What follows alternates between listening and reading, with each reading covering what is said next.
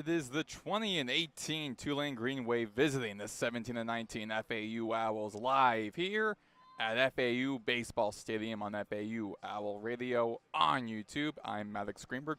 Wes Moore will be joining me shortly. It is the 10th all-time meeting between these two programs since 2024 when they both became American Conference rivals. The Green Wave have had the Owls' number in the series, winning 6 games in the series and winning the last 2. The last time both programs met was in the American Conference Baseball Championship tournament, in which the Green Wave handed the Owls their first of 2 losses in the tournament, 6-3. Tulane had a solid start to their season, winning 8 of their first 11 games. The Green Wave are on a 2-game win streak, winning 3 of their last 4 games. On the other side, the Owls have lost their last 2 games, most recently losing to Florida Gulf Coast 8-6 on the road. Leading the Green Wave is 4-year head coach Jay Ullman, who took the Green Wave to last year's American Conference Baseball Championship game, in which they lost to East Carolina 8-2. Leading the Owls is 18-year head coach John McCormack, who took the Owls to a 37-21 record last season. We'll be back for starting lineups and first serve. I'm Maddox Greenberg, and you're listening to FAU Owl Radio on YouTube.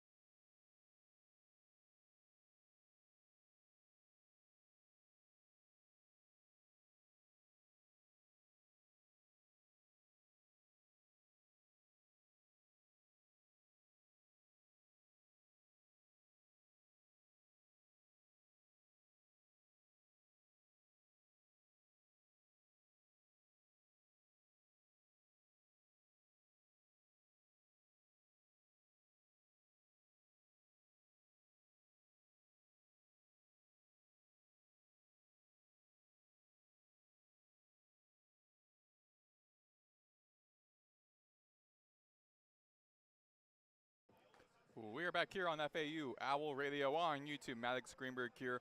Wes Moore joining me shortly here at FAU Baseball Stadium in Boca Raton, Florida for the series opener between the Tulane Green Wave and the FAU Owls. Starting lineup for the Tulane Green Wave offense, who are up first. It will be Ty Wood leading off. Then will be Nate Johnson, the second baseman after him. Jason Wax, the right fielder. Matthias Haas, the designated hitter. Trent Leolise, first baseman. Kaikea Harris, the shortstop, at the 6-hole spot. Then Tanner Chun, the center fielder. Then Hugh Pinckney, the catcher. And then James Agabides, the third baseman. Pitching for Tulane will be Trey Sahajic. And for FAU's defense, it will look as such. It will be Ian Collier, the catcher for the Owls. In the infield from right to left, first baseman Eli Small, second baseman Jonathan Lopez, shortstop John Martinez, and third baseman Nick Romano. In the outfield from right to left, Brett Patton, the right fielder, Marshall Lipsy, the center fielder, and Xavier Maranta at left field. Pitching is James Littman, the sophomore right-hander out of Boca Raton, Florida. Had a great freshman year. Then started this season playing the series starter positions. FAU wearing all white with blue caps. Tulane wearing gray with green numbers and green caps. So away we go. It will be Ty Wood, the switch hitter, stepping up to bat in the left batter's box. And away we go here in Boca. The righty versus the lefty. The first pitch is outside, ball one. Ty Wood, graduate left fielder out of Gardner, Kansas. First year out of New Mexico. Second pitch is a strike. Wood, one of 18 transfers on this Tulane team. So very new Green Wave squad here. And upstairs for ball two.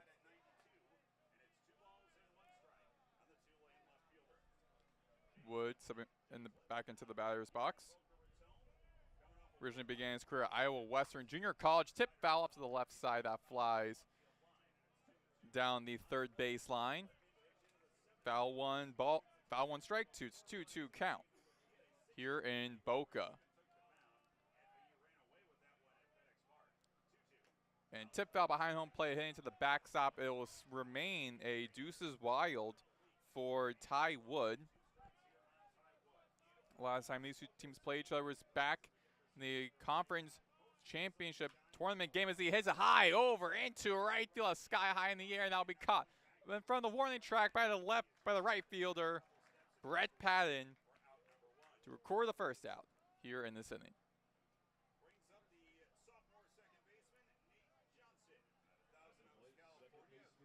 And now up is the second baseman, Nate Johnson, brother of Jack Johnson, another member of this Tulane team. Another lefty that Littman will be throwing to. And down the dirt for strike one against Johnson.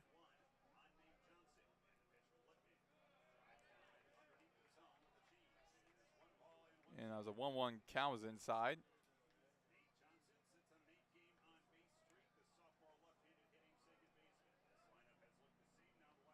A little bit low outside in the strike zone. For ball two, it's 2-1 count on Nate Johnson, the sophomore second baseman out of Thousand Oaks, California. Last season played in 41 games, 17 started in. Tip foul behind home plate. Behind the press box, that'll be a deuces wild for Johnson. And Nate Johnson, one of 5 Green Wave players who leads the team in home runs with 3. He also had ties the lead with 4 other players in triples with 1. And he is swung looking. And I'll record this second out. The pitching unit for FAU looking strong. Looking strong in this early part of this game. In his first frame, now up is Jason Wax, a phenomenal player for this Green Wave team. Sophomore right fielder from Pembroke Pines, Florida, local guy, returning back to his home state. And in the middle for a ball, for a strike one. Infield shifting over to the right. It will be Martinez hugging that right second base bag. And it'll be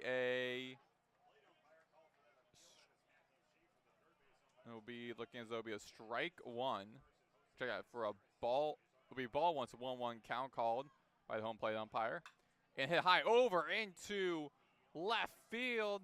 That'll send Moranta running in front of the warning track. He catches the third out. So a quick 1-2-3 inning for the Green Wave as we head to the bottom of the first inning.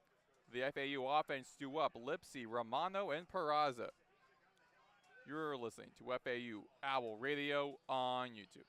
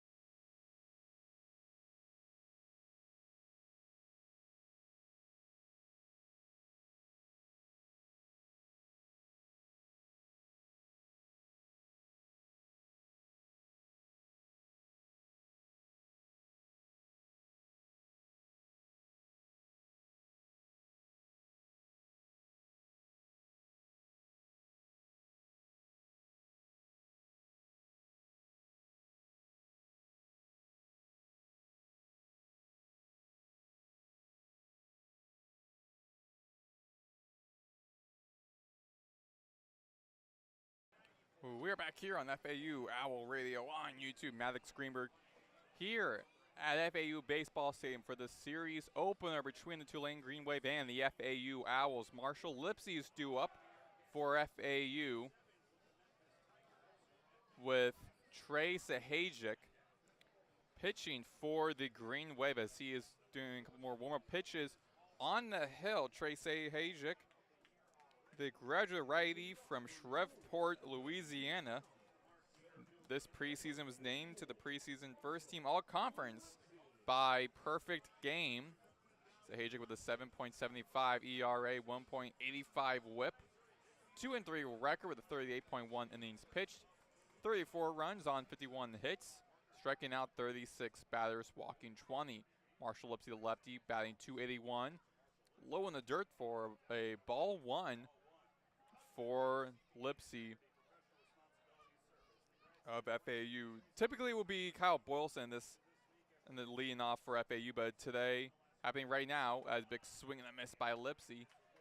Today currently is the spring game for the football team happening over at Flagler Credit Union Stadium, where Kyle Boylston, who's a two-way athlete, or two-sport athlete playing defensive back for the football team, is attendance and high over into center field.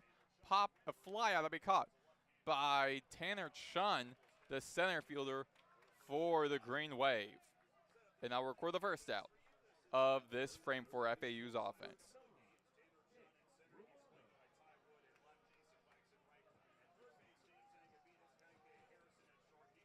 Romano now stepping up to bat, second in the lineup, the redshirt senior third baseman from Boca Raton, Florida, transferred out of Georgia Tech in his third year with FAU. Switch hitting batter, batting left, and a ball one for Romano. Romano, a 304 hitter.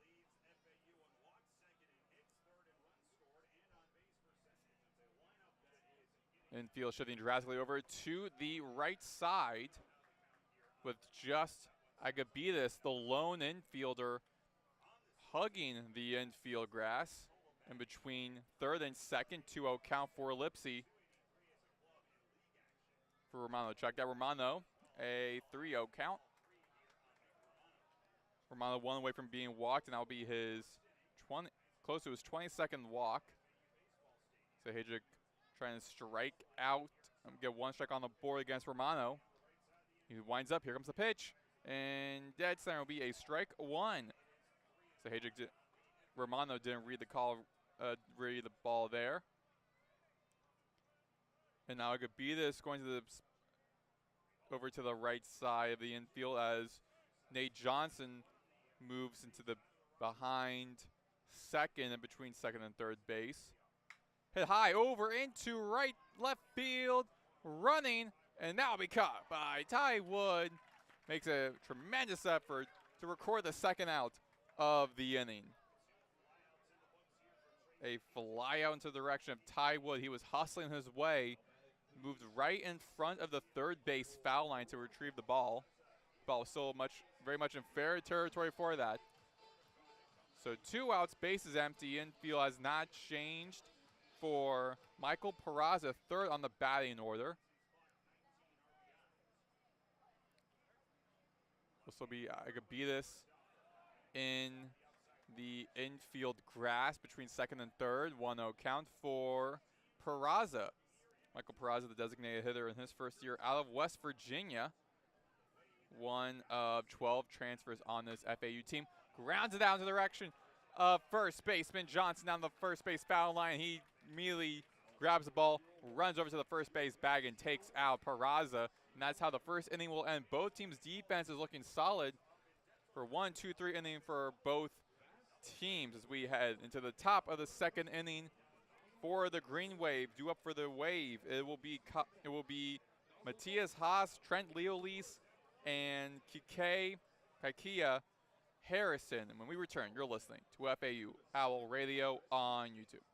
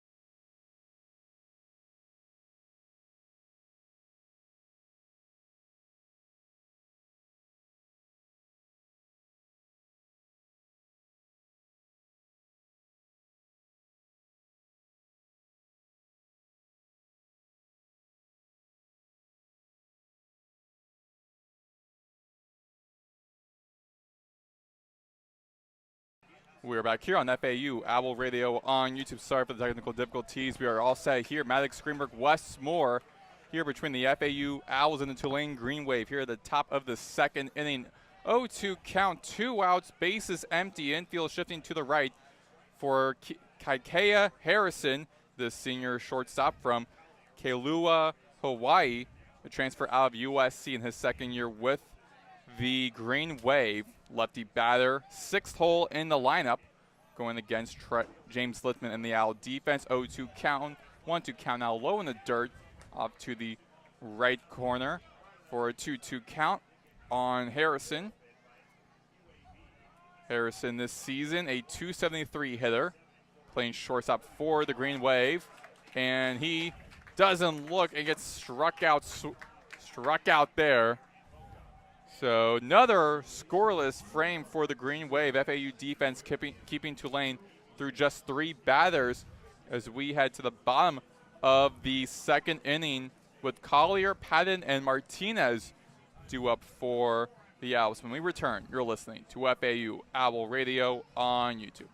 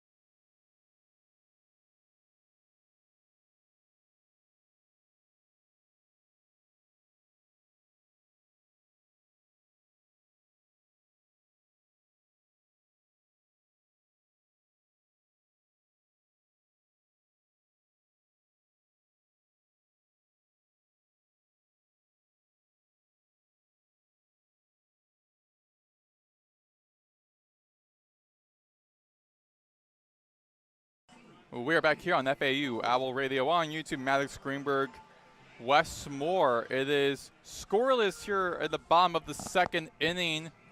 FAU offense back at bat with a first righty that Trace Ahajic will be seeing for FAU. Ian Collier, the senior catcher for the Owls, batting .317. First pitch is a strike against Collier. Yeah, and Ian Collier's been so good as of late. He had that stretch against Memphis where he had a walk-off hit, and he's been hitting really well.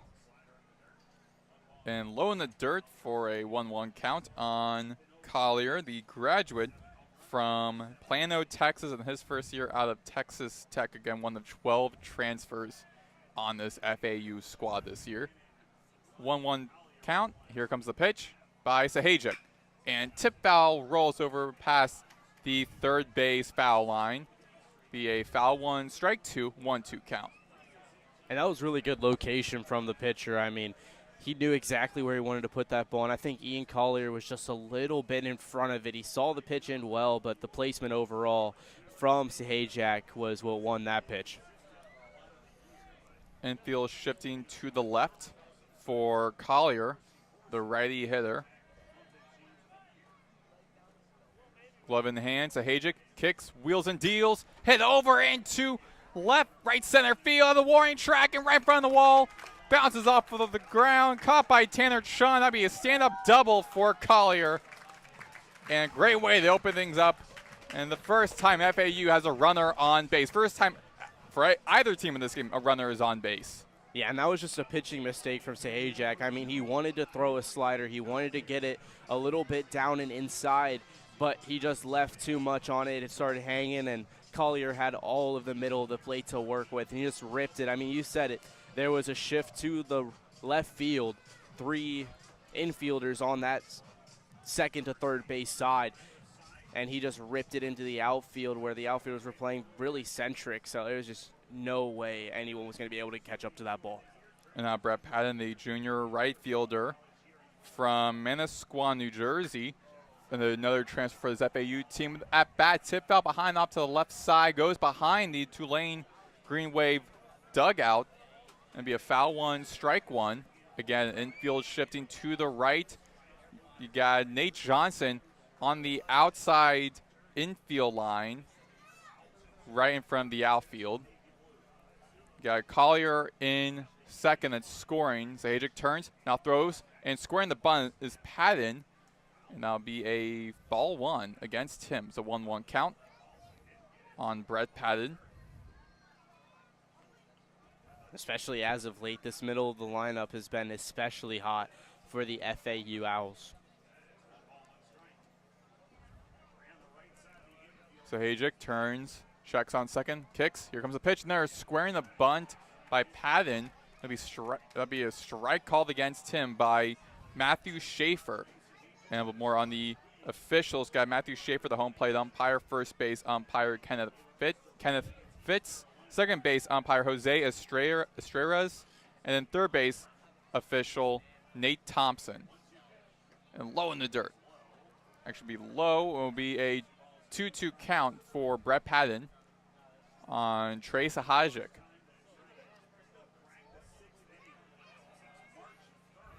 And now Patton returns to the left batter's box. Zahajic turns to his left. Now here comes the pitch. Upstairs in the corner, and that'll be a full count, the first full count of this game by either team, the second base bag. I'd like to see what pitch Zahajic puts in here. It's a no-out full count. I think he might go slider away. And low in the dirt, and that will walk Patton. So Zahajic throwing, putting 2 runners on base. With a runner in scoring, Ian Collier. Brett Patton moves to first for John Martinez, the redshirt sophomore shortstop from Orlando, Florida. Redshirted his freshman year at Florida before joining the Owls following season. Zahajic on the hill. And squaring the bunt is Martinez. He bunts and be ruled a foul ball by Schaefer. And so that will send Martinez back to home plate and puts Patton and Collier back to first and second. Yeah, and this is John Martinez, who's played in every single game besides one this season. He's a mainstay of the program, and he's a guy that you want to have at the plate if you're an FAU Owl fan.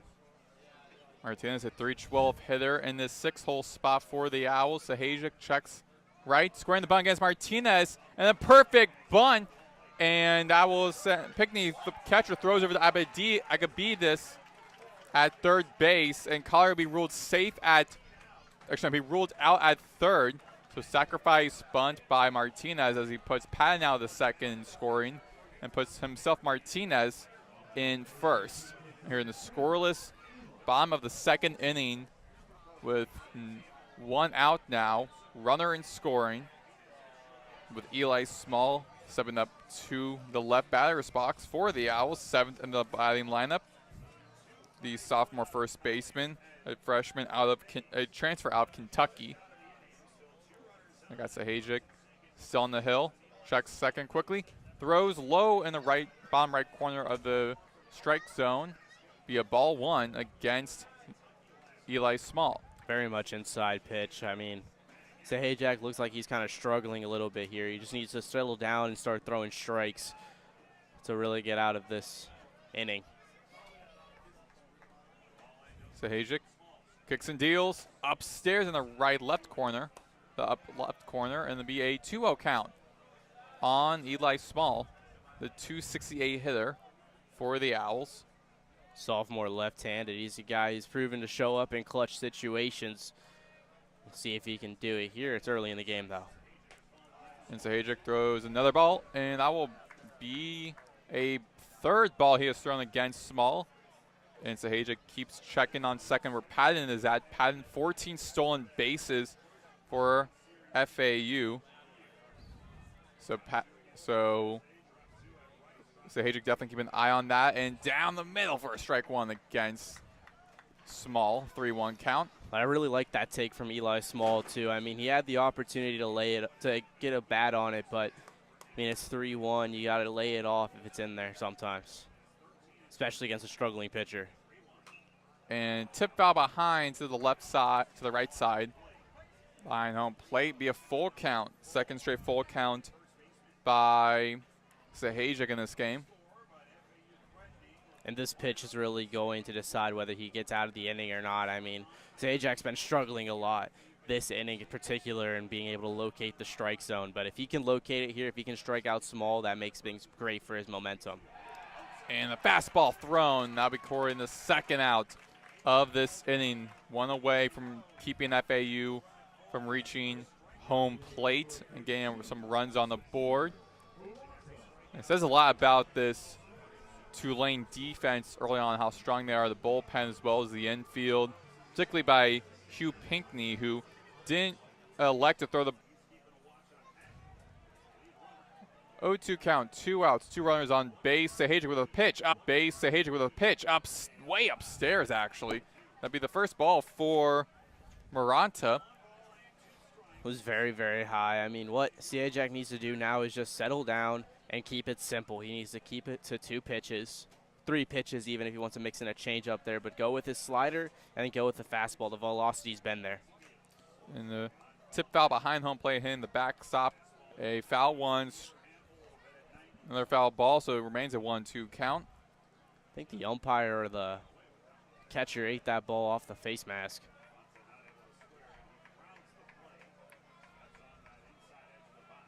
Martinez at first, Patton at second, Sahajic on the hill. Here comes the pitch against Maranta. Tip foul up to the left side, flying past the press box. Count stays at 1-2. In the infield having Johnson in the shallow right infield. So most of the infield defense is off to the right. 10 seconds the pitch. Sahajic checks second, kicks. Here comes the pitch. Way upstairs, almost hitting Maranta. Count is now 2-2. It's the payoff pitch coming up here. I mean, this is so important for the Owls. If they can just put the ball into play, there's a big gap between second and third base. Sahajic with a pitch and low in the dirt. And be a full count for Maranta. The shift is wild for the Tulane Green Wave right now. They got the shortstop playing at second. They got the third base in a normal spot, and second base and first base are so close to each other on that first base line. A big swing and miss by Maranta, and the Tulane defense prevents 2 runners on base from reaching the home multiple times in this inning. So it stays scoreless as we head to the top of the 3rd inning. Due up will be Chun, Pinckney, and Agabides. When we return, you're listening to FAU Owl Radio on YouTube.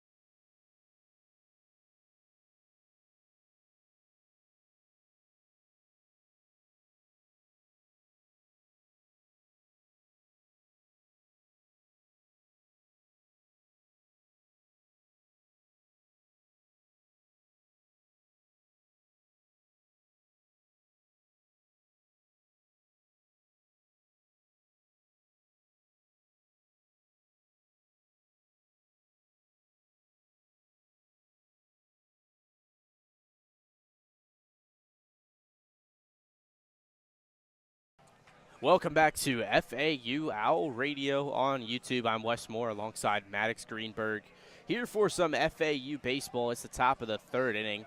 James Littman scoreless in his pitching so far, and Tulane has the 7th spot hitter Tanner Chun up to bat to step in, the right-handed sophomore,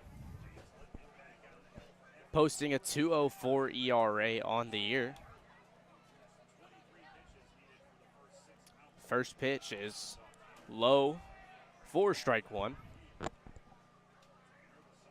James Littman working the early no-hitter. If FAU is going to win this one, he's going to need to be spectacular. The second pitch is lifted high and deep into center field. Tracking is Marshall Lipsy to the wall. Warning track makes the catch to record the first out. And great effort by Lipsy reading the play. He and Patton were both going there that same direction, but Lipsy was able to retrieve the ball. Great effort by him. He's been pretty slow this beginning of the season offensively, but defensively he's been solid in that center field position. That's why he's never left the lineup. He's played in every single game this season. That brings up the senior left-handed hitter, Hugh Pickney, for the Green Wave. That first pitch is lifted into left field, but Maranta is there to make the grab and record 2 quick outs in this top of the third.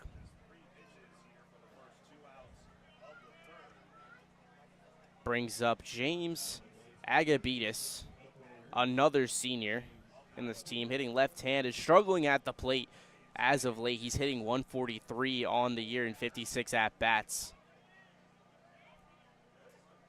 3 home runs, though. 12 RBIs, 10 runs for the senior. Littman set, so is Agabitis. First pitch very, very much inside, goes past Collier for ball 1. 2 outs here in the top of the third.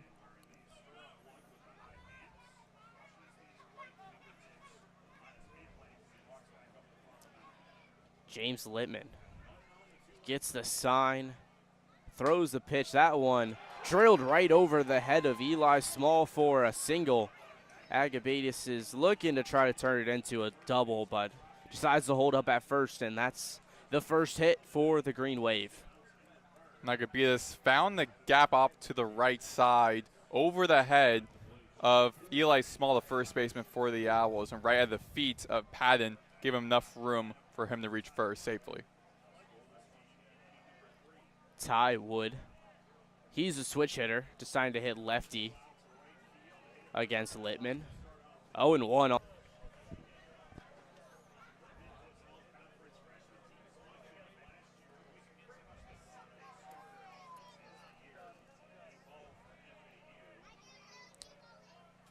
Second pitch is in and right down Broadway for strike 2. 1-1 count, 2 outs in the top of the third inning. James Littman, his third inning of work, 2.2 innings so far. So that next pitch is high. Collier tried to frame it but couldn't get the call for ball 2. 2 balls, 1 strike, 2 outs. 1 hit apiece for both teams.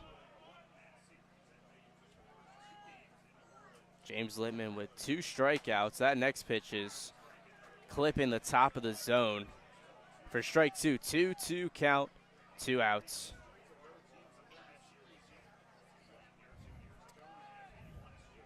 The 4-3 Littman is ready and delivers that ball high for a full count. It's been really interesting, Maddox, just how many full counts we've had early in this game. Exactly. That just also goes to show for the batters being very well aware of the pitches that are coming their way and when to swing, when not to swing. Very disciplined as Littman blows that one right by Wood for strike 3 to strike him out, his third of the inning. Retires the Green Wave and brings up the FAU Owls, Lopez, Lipsy, and Romano when we're back on FAU Owl Radio.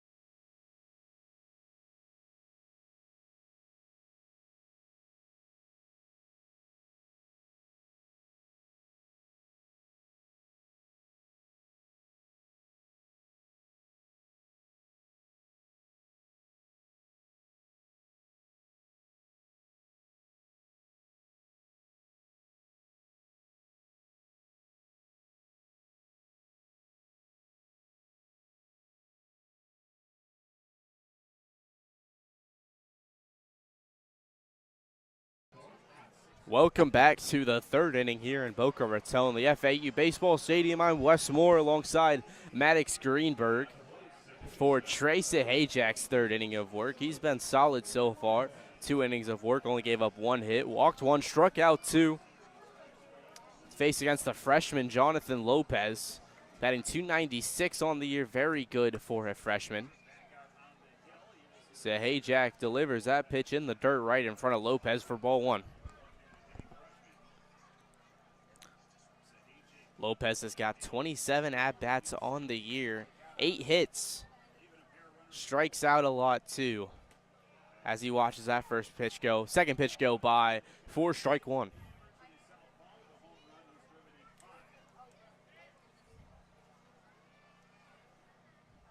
Hajak's next pitch is fouled off by Lopez. 1-2 count here for the first batter of the inning. It's safe to say both teams' starting pitchers have been doing a really good job thus far in quieting both teams' respective batters, just keeping the game scoreless. I mean, FAU had a lot more opportunities to reach base, reach home, but Tulane defense just able to stop them. As that pitch from Hajak was outside, got Lopez to think about it, but the swing didn't go past home plate. The 2-2 counts in. That one's low for an early full count. This is the freshman Lopez's 13th start of the season, his 19th game played. As another full count is set to go in. That one's inside, ball 4. Jonathan Lopez is going to take first base. FAU with an early batter on Hajak's second walk of the game. And another batter reaching base against this Tulane defense. The defense for Tulane has to try to figure out how to prevent FAU from reaching base any further in this game. And right, it's all about getting on base for both these teams. They can both put up numbers. We've seen it before in their games, but it's all about who can get more guys on base and who can actually knock him in. And a guy who can knock him in is Marshall Lipsy up to bat. First pitch is inside for ball 1. And both these teams also very fairly even record-wise, depth-wise, team-wise overall on both sides, offense and defense. So definitely expect to be a very back-and-forth game, or at least a very close game down the stretch. So all really matters at this point is who's able to get on base more, because that's going to be the most important thing. That's Hajak checks Lopez in at first. Lopez is still safe at first, though. 2 conference opponents in the American Conference, AAC. As Hajak is set, stretches, delivers that pitch inside, ball 2. 2-0 count early to Marshall Lipsy. And Lipsy's such an experienced hitter. I mean, you don't want to give him anything that he can hit. So I think that's what Hajak's trying to do. They're going to talk it over with the pitching coach for the Tulane Green Wave. But as I was just mentioning, Maddox, you don't want to let a hitter like that get his pitch or get a pitch that looks like his pitch that he can just knock in the outfield for a base hit, or he got speed so he can definitely stretch that into 2. Exactly, and also with the fact that Hajak has multiple, has thrown multiple full counts thus far in this game. Definitely the pitching coach, Anthony Izio, definitely time to kind of cool it down a little bit, work with what you know is best in your arsenal, and just try to take out Lipsy, who, even though Lipsy's still have not that great of a hitting season so far as a hitter, definitely on base percentage still pretty good with a 357. So 38 strikeouts for Hajak on the year, 22 walks with it. Can settle down, throws a 2-0 pitch. No, he's not. He's going to go check Lopez in at first. Lopez has not tried to steal a single base this year. Granted, he has only been on base a handful of times.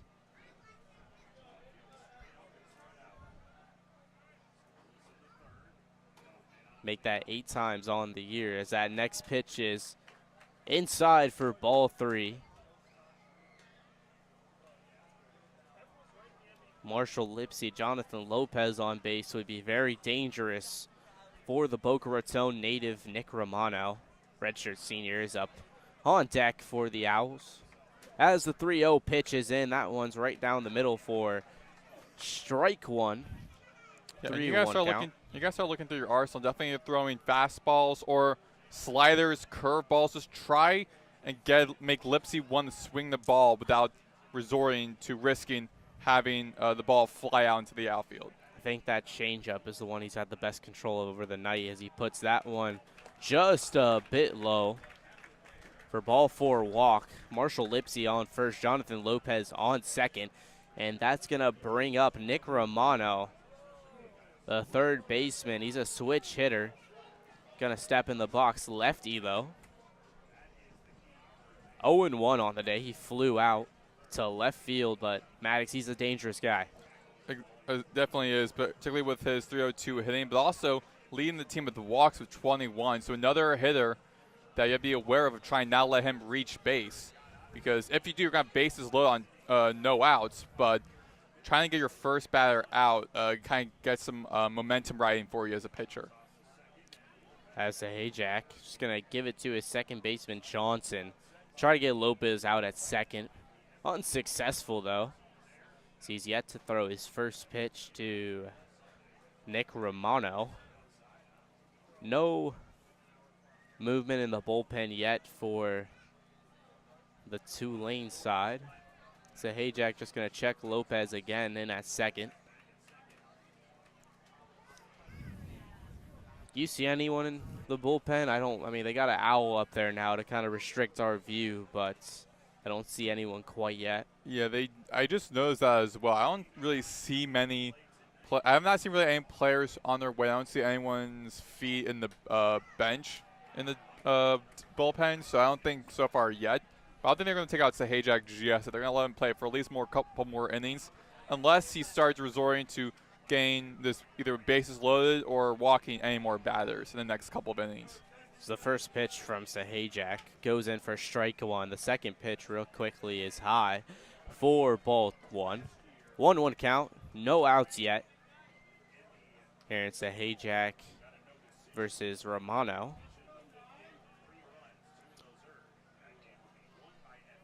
FAU's 0-3 on the game with runners in scoring position, as Romano lifts that one very, very deep into right center field. That baby's out of here. A 3-run shot for Nick Romano as the Owls start up early 3-0. Maddox, how about that?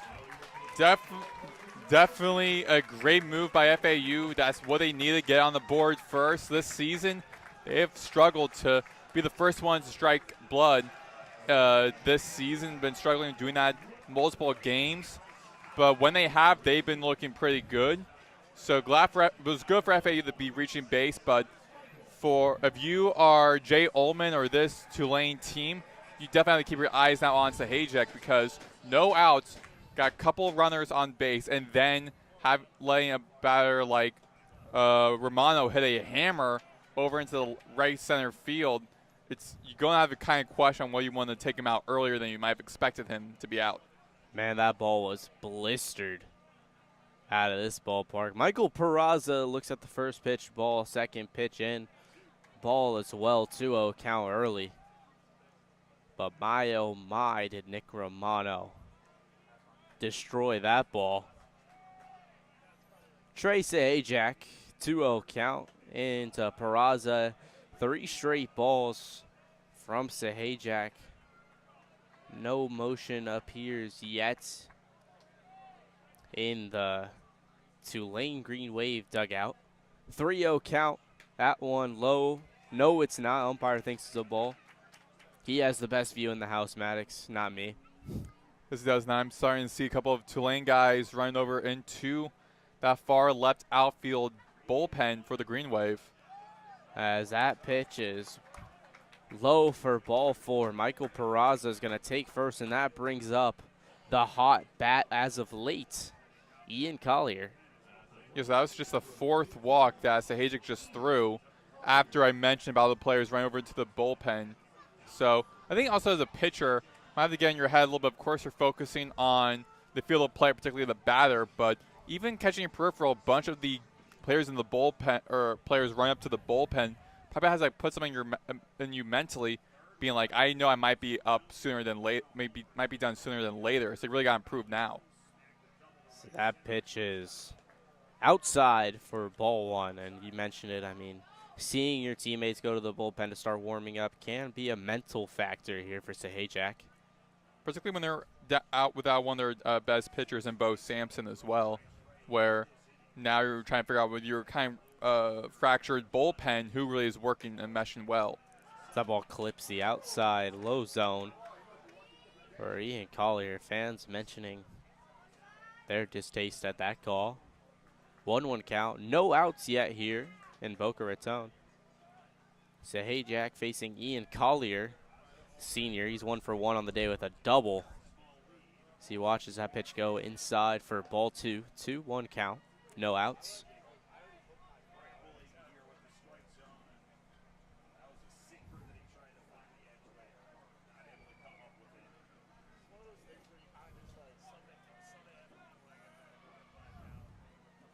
As Sahajak throws the 2-1 count. That one's a strike. Make it 2-2. Sahajak desperately trying to get out of this inning. Started great, but struggling as of late. Yeah, he really has to start working on some changeups or such. Just, again, try to take out one batter. Take out one batter. It's going to work well in your favor and gain some momentum, some more confidence in this inning, because definitely is a mental strain when you have given up a 3-run home run and then walked several other batters afterwards. And having this other batter going against Collier and having him kind of play with you beyond a 2-2 count, having him be extended in. He was strong in the first couple of innings, just going through the first couple of batters every inning, but now running through this from this dugout, from this lineup by FAU. That ball is hit right past the third baseman for the Tulane Green Wave. Agabatis with a bit of an error there early. So that ball went right under his glove. Make that runners on first and second for the FAU Owls again for Brett Patton.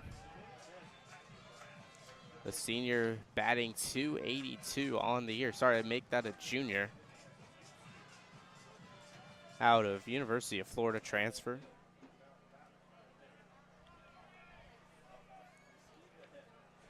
Trey Sahajak is set. So is Patton. Checks Peraza, delivers the pitch in low for ball 1. 1-0 count. 3 total hits for the FAU Owls.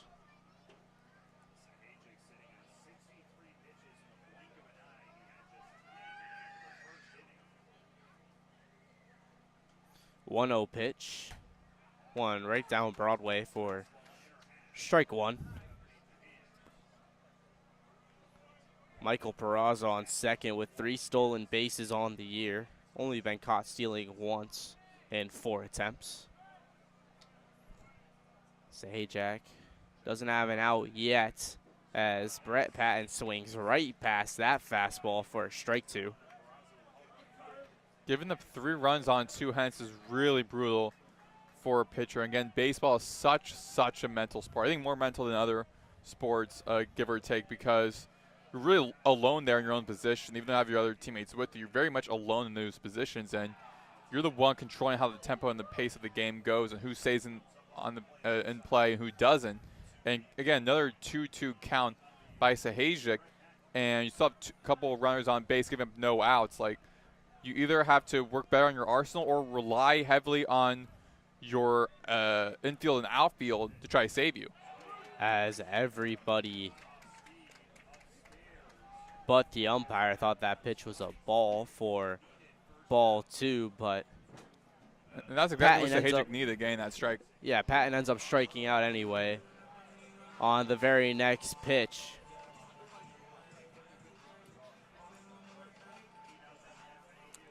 But that's going to bring up a new hitter for the FAU Owls. It's John Martinez, sophomore, 0-1 on the day, fielder's choice in his first time at bat. Sajak throws it, and a throw relay to first. Collier's safe as Pinckney tried to get Liolios to make the play at first. Not in time, though. Sajak is set on John Martinez. That pitch just barely outside. 4-2, 2-0 count.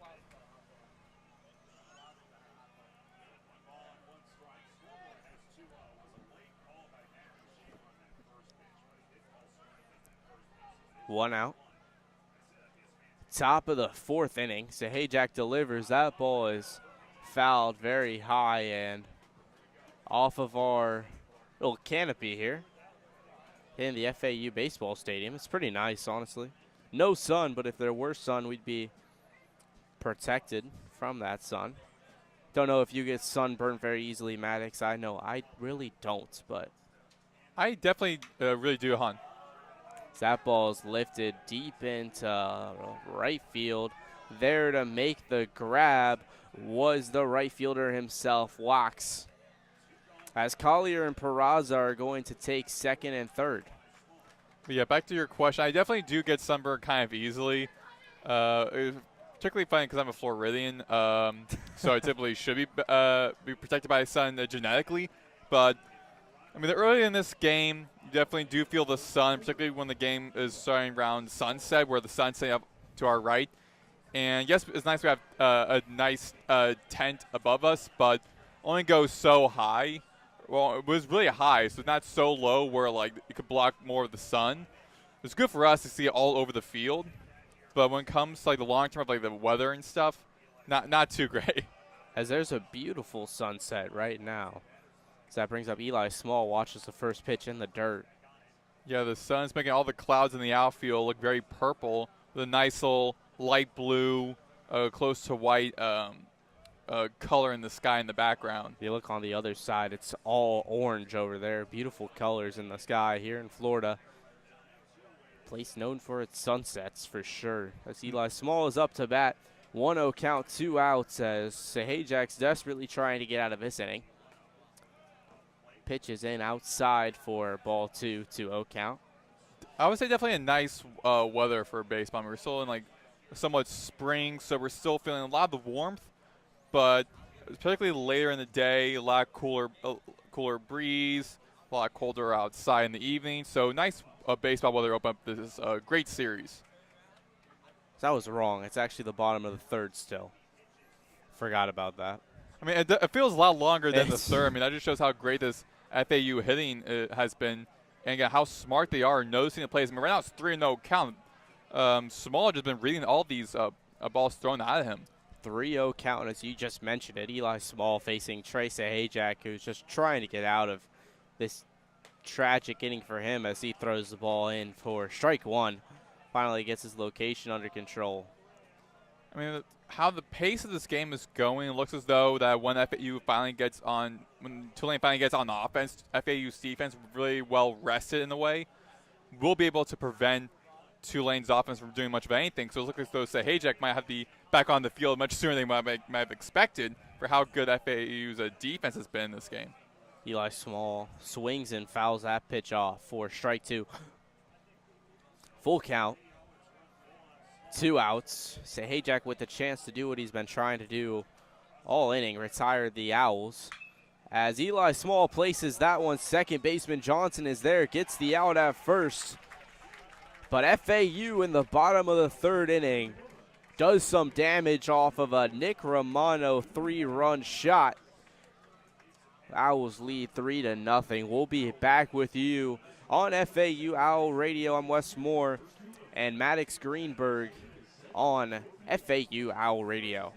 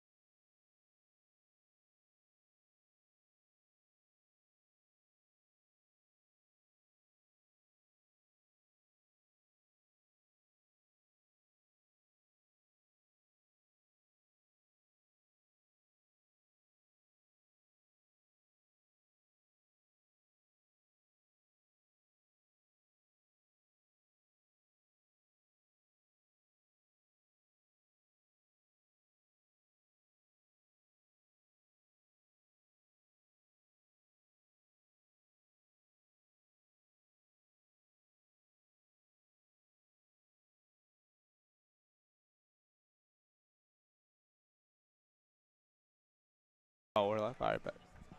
Welcome back to Boca Raton, Florida. The sun is setting. James Littman is out for his 4th inning of work. Puts that ball in for strike 1. Wes Moore with you with Maddox, Greenberg. As the next pitch is lined right to Eli Small, who's going to make the stop to retire Nate Johnson. That brings up Jason Walks, left-handed sophomore. He struck out his first time up to. Yeah, as I mentioned, the end of the last very long frame with a Tulane, I expected this with how FAU's defense been looking first couple innings, where they're able to go through quickly. So it'll be a lot more tiring for the pitchers for Tulane when we return to the Tulane defense. James Littman throws that one into the dirt for ball 1. And this is definitely a hitter that Littman has to be going up against. Very powerful hitter in Jason Wax. I mean, leads the team in batting average. He also leads the team in the hits, doubles, ties the lead in triples, ties the lead in home runs, leads the team in RBI, slugging percentage, and on base percentage. So he's, again, all over the place. He's definitely the MVP on his roster. Wax lifted that next pitch very much deep and foul for strike 1, 1-1 count. That pitch in the dirt from Littman for ball 2. 2-1 count, 1 out. 3-0 FAU Owls. If you're an FAU fan watching or listening in, you love to hear that. As Littman throws the 2-1 pitch just a tad bit outside for ball 3. 3-1 count, make it. Littman set, ready to deliver the pitch. Blows it right by Walks for strike 2. Full count here early. You mentioned plate discipline, Maddox, early, and it's showing off once again here in Littman v. Wax. As Littman is set and Wax fouls it off. We'll replay the full count. They're not swinging much at pitches outside the zone, and they're fouling off or at least battling with the pitches in the zone. Full count, James Littman is ready. So is Wax. The pitch is in. That one's lifted high into left center field. Tracking it down is Marshall Lipsy, and he's unable to make the snag as it goes over the wall for a ground rule double. Yeah, he just miscalculated the slide. He had to turn awkwardly over his shoulder to try to retrieve the ball in that far left center corner. But just miscalculated the slide and where the ball was heading to, bounced right in front of him, and then over and past the wall. So again, stand-up double for Wax. Great way for Tulane to open things up. At least great for Tulane start things off here in this frame. As that brings up Matthias Haas. As he watches the first pitch go by for strike 1. He flew out to the right fielder, Brett Patton. His first time up bat. He's a senior, batting .273 on the year.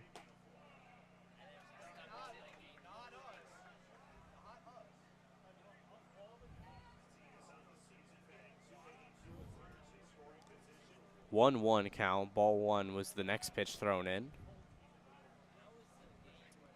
Delivers, and that pitch is lined off the netting behind the home side dugout. 4 strike 2. Ball 1, 2 strikes, 1 out. In the bottom of the top of the 4th inning.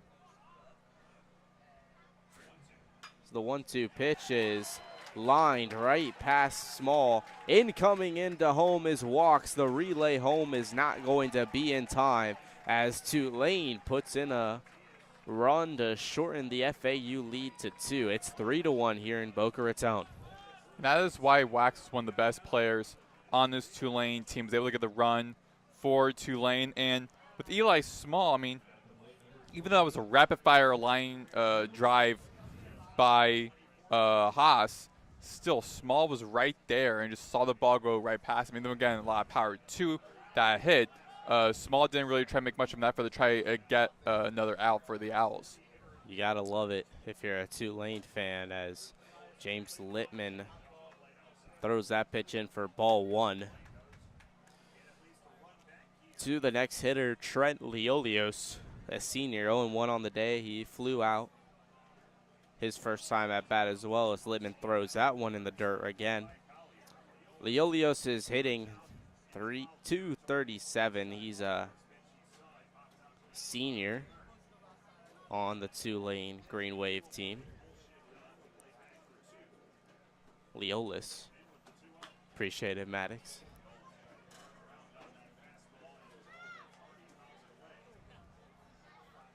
Yeah, Leolis is just right now just staying pretty tall in the batter's box, just trying to stay on the batter's box for long as possible. And that's really should be the advantage from this strategy for a lot of these Tulane hitters. Be smart with the ball and reading the play and reading the pitches, but also try to stay on as long as possible to tire out Littman. And that's what FAU's doing to Sahajic, but for Littman, that's what Tulane's offense needs to do.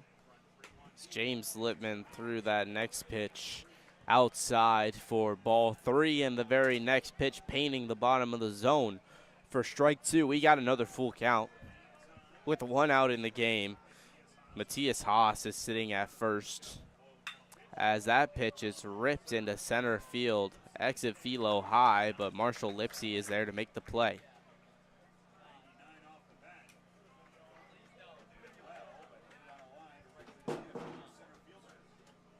And that's going to bring up Kaikia Harrison, another senior on this team. It's seniors and sophomores for the Tulane Green Wave today against FAU. He's hitting .237. 0-1 on the day. He also struck out looking as he pops that first pitch high and out of play.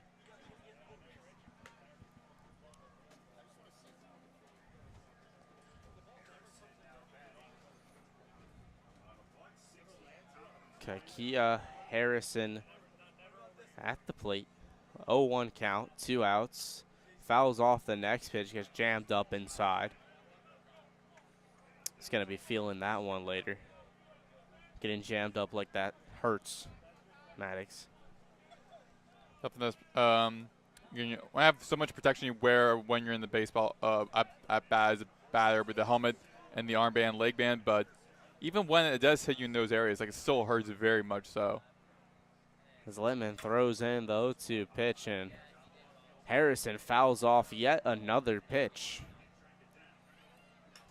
Yeah, Romano and Maranta actually were both hustling over in that area right in front of the fence, in front of the berm, to try and retrieve and get another out, but they just couldn't do it.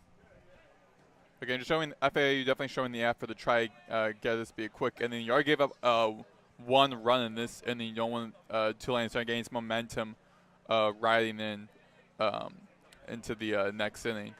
And grabbing another run, you're definitely right. Littman, the 0-2 count doesn't get him. Collier with a terrible throw to try to get Matthias Haas out. He's safe in at second. Haas with his 5th stolen base on the year. Make that 5 for 6 for Haas.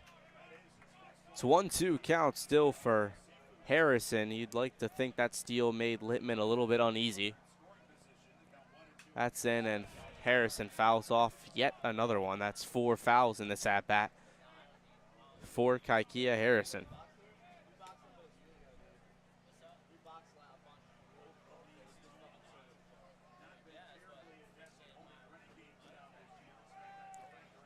One, 2 count, 2 outs. Top of the 4th inning, and Littman throws that pitch low for a 2-2.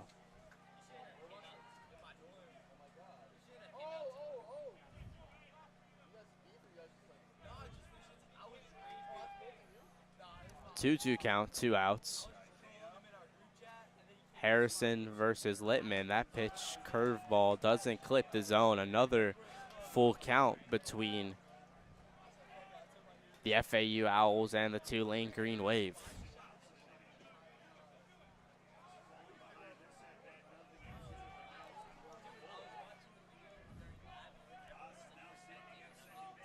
Littman's ready for the full count, puts it in low, walks, ball 4.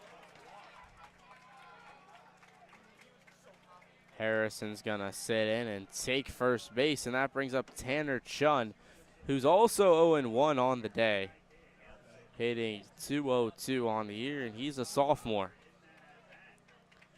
You're starting to see from Littman, he's a little bit starting to feel a little bit fatigue at this point. I mean, give up now pitching just 61 right now against upcoming your 16th batter. I mean, 3.2 innings. I mean, he's been playing a lot so far, of course, starting off this game. But going against these Tulane hitters, eventually how they are able to stay longer and longer at bat, starting to tire you out. Where now you're like, okay, I went through my arsenal already. Now what do I have to do to try and throw them off because I already anticipate what I'm doing? And that's very tricky because the first 9 batters you're facing against, they all don't know much about how you're pitching leading up to that moment. But then once the second time goes around for every player, now they really know what's going to be happening coming their way. They're able to adjust to that. There's scouting reports, but nothing like live ABs to fully understand a pitcher, as that pitch is low for ball 1 from James Littman to Tanner Chun. His first at bat today was a fly out to center field. His 115th at bat of the year, as that pitch is in for strike 1. 1-1 count, 2 outs. You know Littman would like to get out of this inning without any further damage.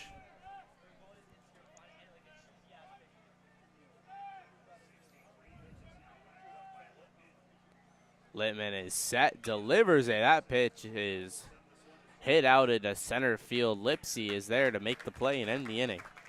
We're headed to the bottom of the 4th inning. FAU ready to try to add to their lead 3-1. Live on FAU Owl Radio.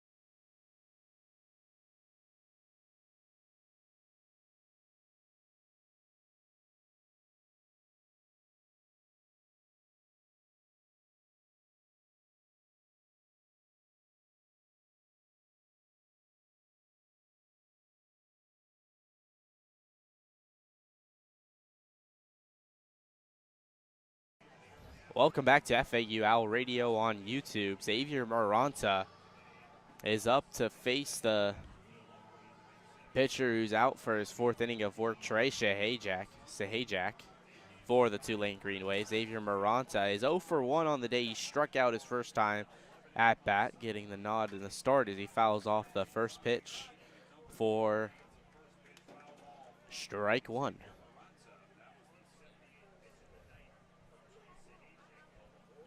Ronta, a really good hitter on this team, a 256 batter. See if pops that one up. There to make the play, running in from left field. No, it's not. It's going to fall in. And Xavier Maranta gets the weirdest stand-up double I've seen in a while. It looks as though Wood have stumbled off in the outfield, giving the advantage for Maranta to reach second base.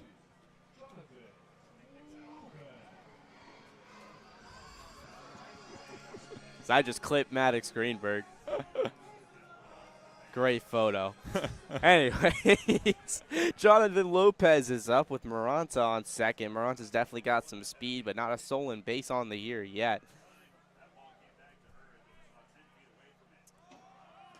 The first pitch is in for strike one. I thought it was a little bit inside, but it wasn't. Jonathan Lopez walked his first time batting. He's a freshman, the only freshman in the starting lineup for the FAU Owls. If he keeps it up the way he's been playing, he's going to be a shoo-in for the all-freshman team in the American Athletic Conference. As he watches that next pitch go inside for ball one. 1-2-0 count. I was right about the first pitch. It was a ball. Lopez leading the team in on-base percentage with a 441. And we already saw him reach base in his first time at bat being walked. And he has 7 walks this season. As he watches the next pitch go in, clip the zone for strike two. Wait, what the? Weird things are happening to the scoreboard in Boca Raton. It's a 1-2 count. They're messing me up. I was right the second time I said it. So it's a 1-2 count, no outs. Trey Sahajak, Jonathan Lopez as Sahajak gets the strike three call looking on Jonathan Lopez. And that's going to bring up Marshall Lipsy with 1 out with a runner in scoring position. FAU's 1-7 on the day with runners in scoring position.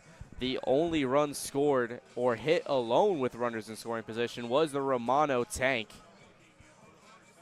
So we'd like to see like to see Lipsy do something here with runners in scoring position.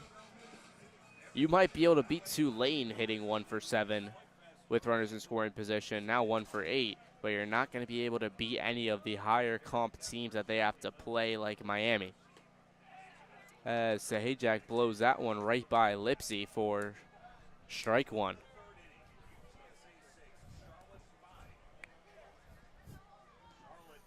Again, the infield shifting off to the right, just anticipating with Lipsy.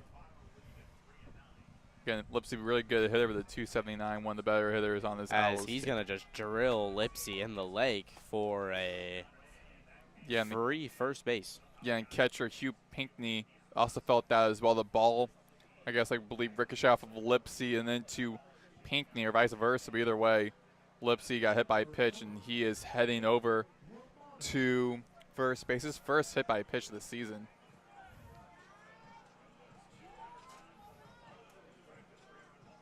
And Pinkney is trying to take a moment to get readjusted. Readjust his equipment.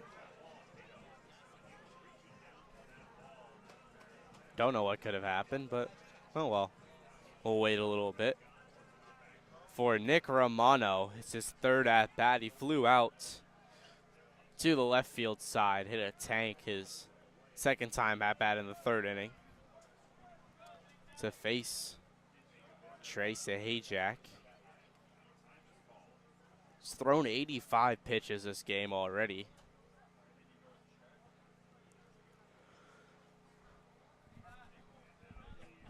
So we're finally ready to go. Sahajak's set. Pinkney's all good on equipment. As the first pitch is in, clips the top of the zone for strike one.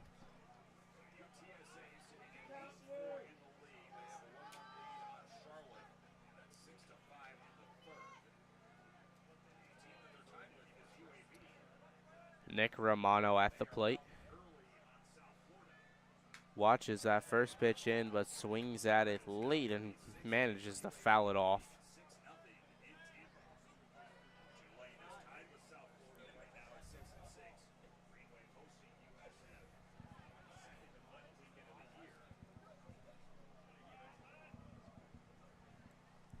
0-2 count on Nick Romano, the guy who opened this game, opened for the FAU Owls early. Chops that one to the second baseman, who gets it to Harrison for the out at second, and then Leolis at first for the double play to retire the inning for the FAU Owls in the fourth. It's 3-1 here in Boca Raton. FAU leads as we're headed to the fifth. Stay with us on FAU Owl Radio.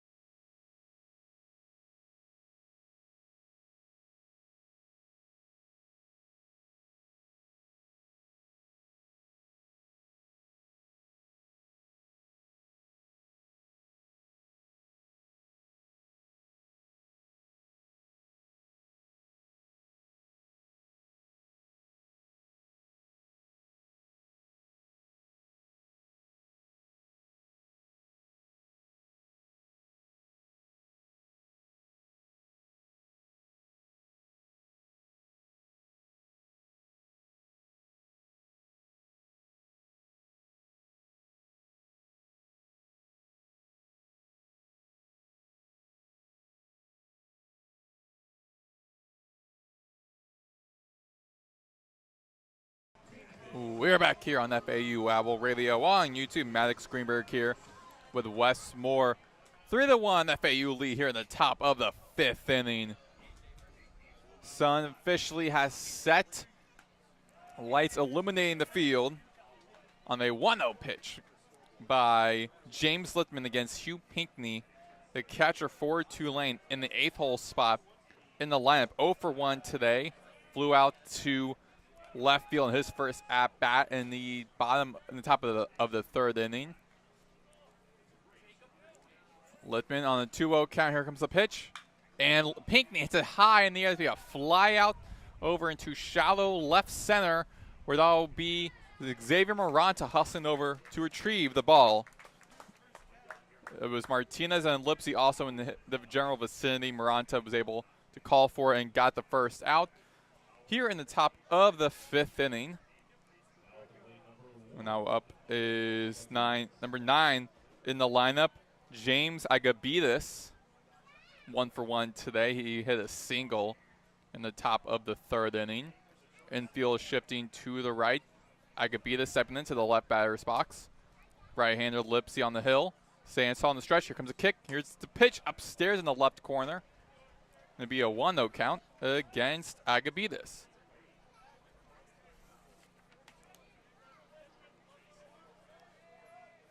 James Agabides has 3 home runs, ties with 5 other players, and a 2-1 pitch. Here comes the pitch, and in the middle for strike number 2.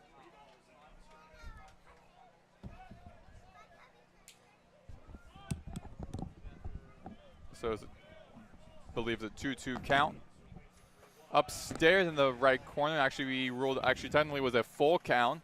So now Agabides is walked over to first. So again, little stuff happening with the scoreboard. It looked as though it said 2-2 count, but apparently it was a full count. And now Agabides walked for the 10th time this season. And so now be back to the top of the batting order for the 3rd time with Ty Wood, the graduate left fielder from New Mexico in his first year with the Green Wave, batting left, dead center for a ball 1. Last at bat, he was struck out. So he's 0 for 2 today. Early out. Early base runner for the Tulane Green Wave. Living on the hill. Here comes the pitch. And tip foul off to the left side. That flies into the parking lot off to our left. Be a foul. 1 strike 1. It's a 1-1 count. I could beat this at first with Small. Lippman turns the check on first. Now on the hill. Here comes the kick and the pitch. And behind home plate off to the right side. Be a foul ball number 2. So 1-2 count. Some light activity in the Owls bullpen. Not seen much from Tulane. However, there have been a couple pitchers in that bullpen as well. So it might be both teams' starting pitchers might be done soon enough. As the upstairs pitch. So that was 42 great. count. That was a great location from James Littman on that second pitch of the at-bat. Threw it high enough that Wood wouldn't be able to hit it, but low enough that he had to swing to try to contest it. The kick and inside for a full count. Second straight full count by Littman in this frame with a switch hitter Wood.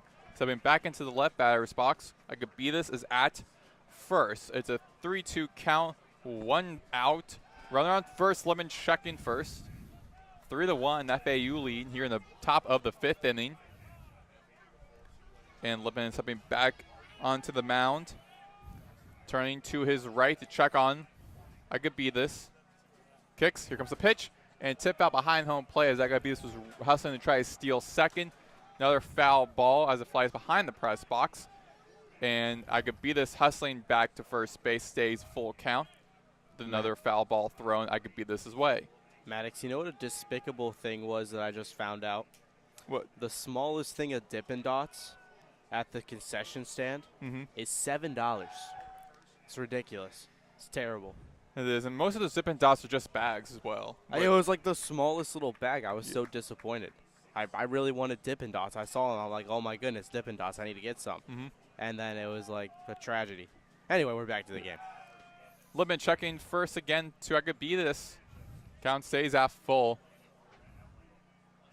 Yeah, I haven't had a Dippin' Dots in a long time. I most recently had one.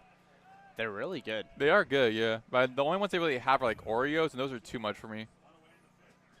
An upstairs pitch, and now will be the second straight walk Lippman has thrown, sending Ty Wood to first and advancing Agabidas to second. Now coming up will be Nate Johnson in the second hole spot, the sophomore second baseman from Westlake High School. You gotta wonder how tight the leash is gonna be on Littman. I mean, he's one of their top pitchers for the team, so there's also a level of trust between pitcher and manager that is pretty apparent here. Lippman in the bottom right corner of this zone for a ball 1 against Nate Johnson, who's 0 for 2 today. Struck out in his first at-bat in the top of the first inning. And then a line drive lined out to first base in the last inning.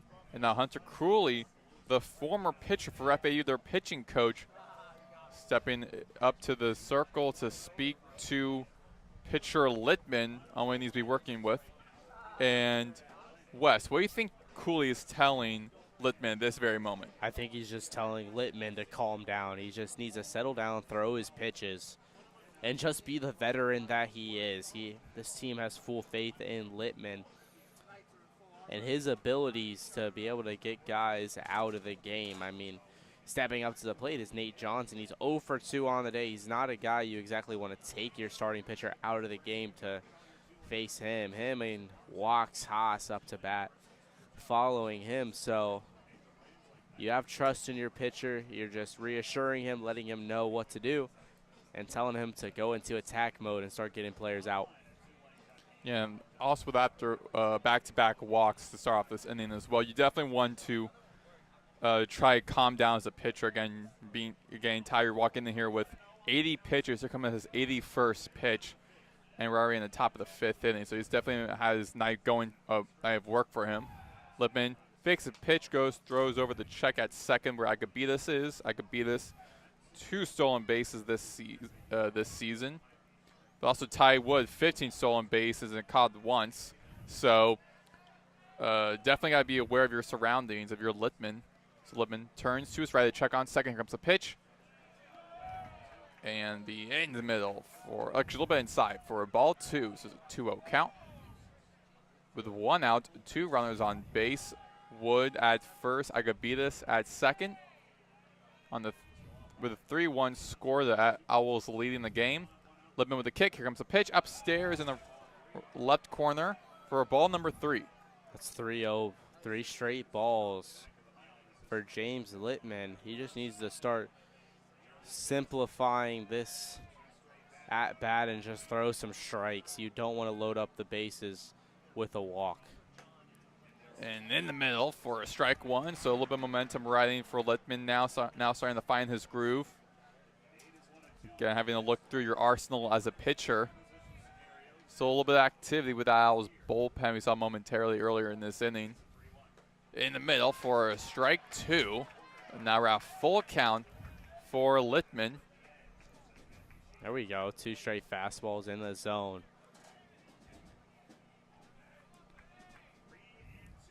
Nate Johnson ties the lead for the team with triples and with home runs. Big swing and a miss by Johnson.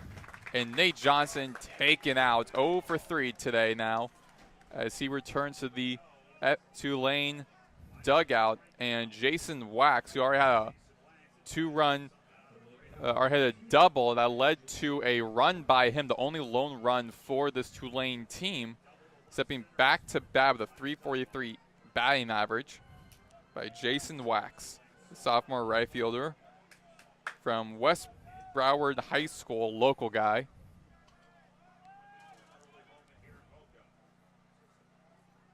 And pitch by Littman is a little bit low for a ball 1 against Wax.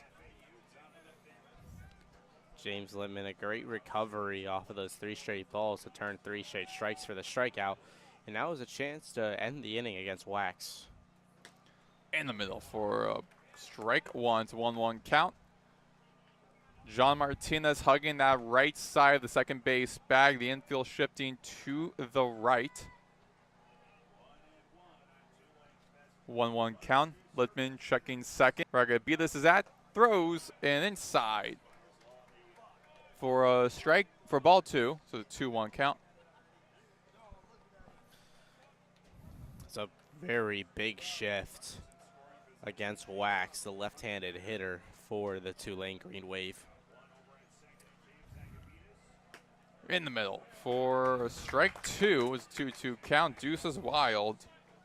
It's a beautiful pitch, a great placement from Littman. He's got a chance here to end the inning. Payoff pitch incoming, Maddox. Littman turns check second. On the hill, here comes a pitch.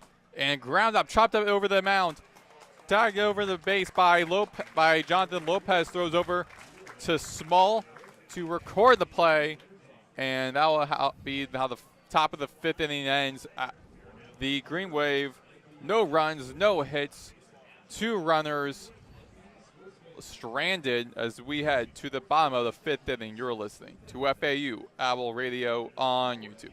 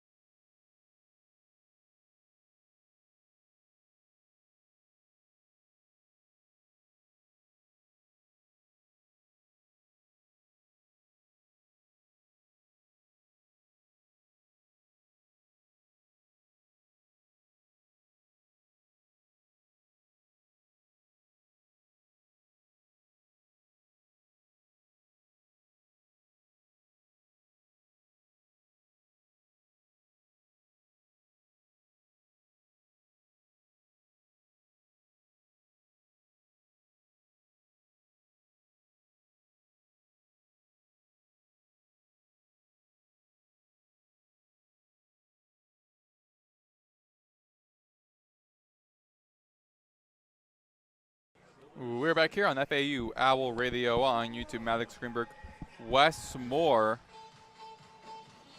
3-1 FAU lead over Tulane here in the bottom of the 5th inning.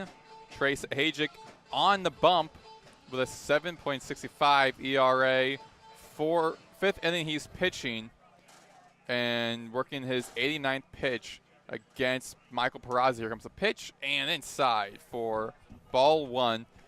So Hajic really has been struggling in the last couple of innings against this FAU team, giving up 3 runs, all in the 3rd inning. Hit high over into left field. That's going to foul territory up to the left side of the 3rd base foul line. It'll be a foul 1, strike 1, 1-1 count. Lands safely. Michael Peraza, dangerous pop-up there for him. Peraza walked his last at-bat. He's 0 for 1 tonight.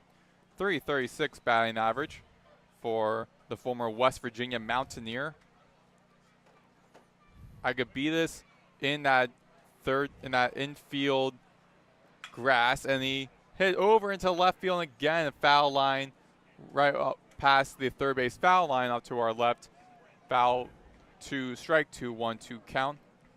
Agabidas hugging that infield grass off to the right. Got Kaikea Harrison on the right side of the infield, with the rest of the infield shifting to the right. Agabidas the lone infielder off to the left. This is Hajic on the mount. Kicks, wheels and deals. Tip out behind home plate off to the left side. Almost goes past the protective netting in front of the crowd. Count remains 1-2.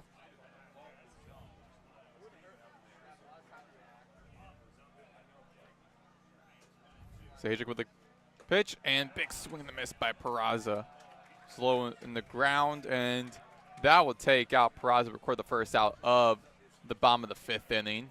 Owls still lead 3-1 with the 4th batter in the lineup, Ian Collier, returning to bat. The best hitter for the Owls today, 2 for 2. First at bat was a double, second was a single. This is a guy you want batting, and a guy that can change things for the FAU Owls. He's got a double and a single on the day, as you just mentioned, and looking to keep his hot streak going. And grounds that over into over to the shortstop. Harrison throws over the first base. Leolius to put the second out in, and takes out Collier. It's a great job to get the out over at first base by Harrison.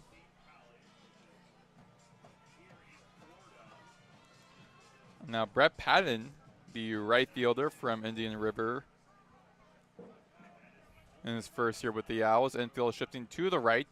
Only Agabidas, the lone infielder, off to the left. So Hajic with a pitch, and low in the ground for a ball 1 against Patton. Patton 0 for 1 today. First at bat, he was walked. Second one, he was struck out. .279 hitter, 382 on base percentage. Big swing and a miss for Patton. That was low, so it'll be a 1-1 count. It's a beautiful slider with a beautiful placement from Hajic on the Tulane Green Wave mound. 2 outs, bases empty. Here in the bottom of the 5th, Hajic on the hill for the Green Wave. Grounded out into Nate Johnson's hands, over to Leolis from second baseman to first baseman. And a quick 1-2-3 inning for the Green Wave defense as we head to the top of the 6th inning, with the Green Wave looking to get some more runs on the board. We'll be back on FAU Owl Radio on YouTube.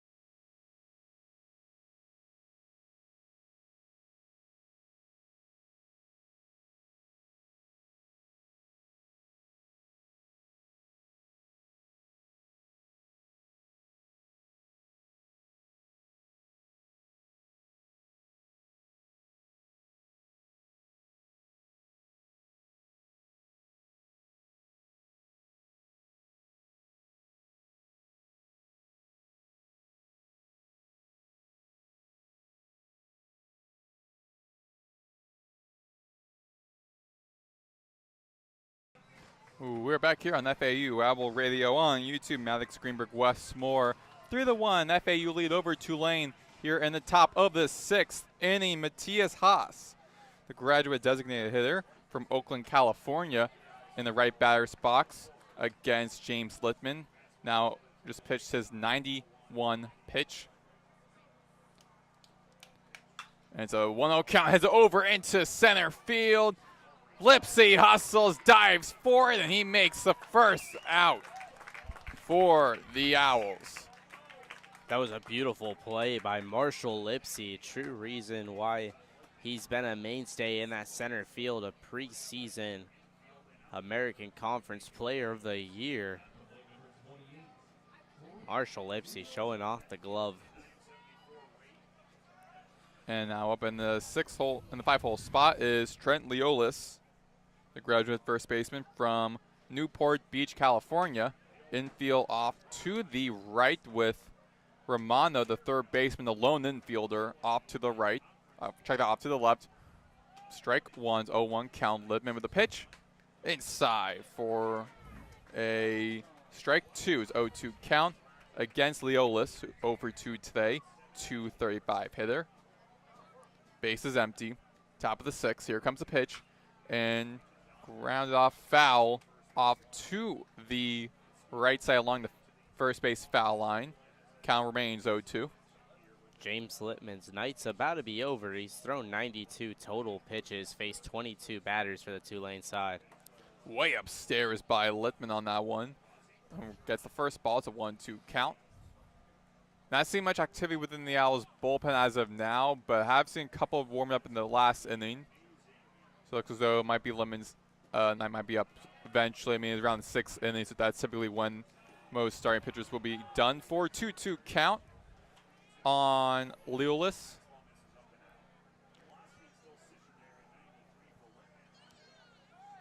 Last season, Leolis was second in program history in single-season home runs with 16. Full count on Leolis. Pretty quiet season for Leolis. 21 runs on 23 hits. Only one home run. Has a high up into the left side. And Romano was behind him on there. He made an effort to try to find the ball. A lot easier to find the ball when it's nighttime versus in daytime where the ball doesn't hide from you. But Romano thought he calculated where the ball was heading.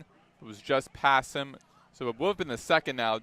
Is still a full count for Trent Leolis, the lefty, as he is handing his bat and is heading back from second base back to home plate. Yeah, he just overshot it there. He had the opportunity to make the play, but he's beating himself up there at third, unhappy about it. But he'll have to just move on and look to the next play. Infield doesn't change for Leolis. 3 on the left, 1 to the 3 on the right, 1 to the left. And it tip foul off to the left side behind home plate, behind the crowd. Count stays at full, 3-2. Full count again. We've had our fair share of full counts tonight, haven't we, Maddox? Definitely have. And again, going to show how good these hitters are in prolonging the pitchers and how the pitchers are tired. As another tip foul off to the left side. Going into the parking lot, count stays at full.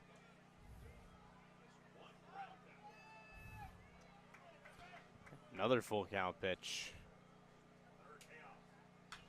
And tip foul again off to the left side. That goes behind the home plate and behind the bleachers. Into the courtyard behind us. Count stays at full. Leolis just saying as long as he can against Littman, tire him out. Littman with the pitch and high into the other, be a pop out in the shallow infield off to the right side. Romano goes past the third base foul line, gets the out. And that'll be the second out of the 6th inning for the Green Wave, as it now will be Kaikea Harrison, the senior shortstop from Kailua, Hawaii. This is definitely going to be James Littman's last inning of work, but a great outing for him. 1 run. And high into shallow infield. Now be caught by Romano between second and third. And that's how the top of the sixth inning will end. Tulane once again scoreless. So we head to the bottom of the sixth inning. Due up for the Owls, Martinez, Small, and Maranta. You're listening to FAU Owl Radio on YouTube.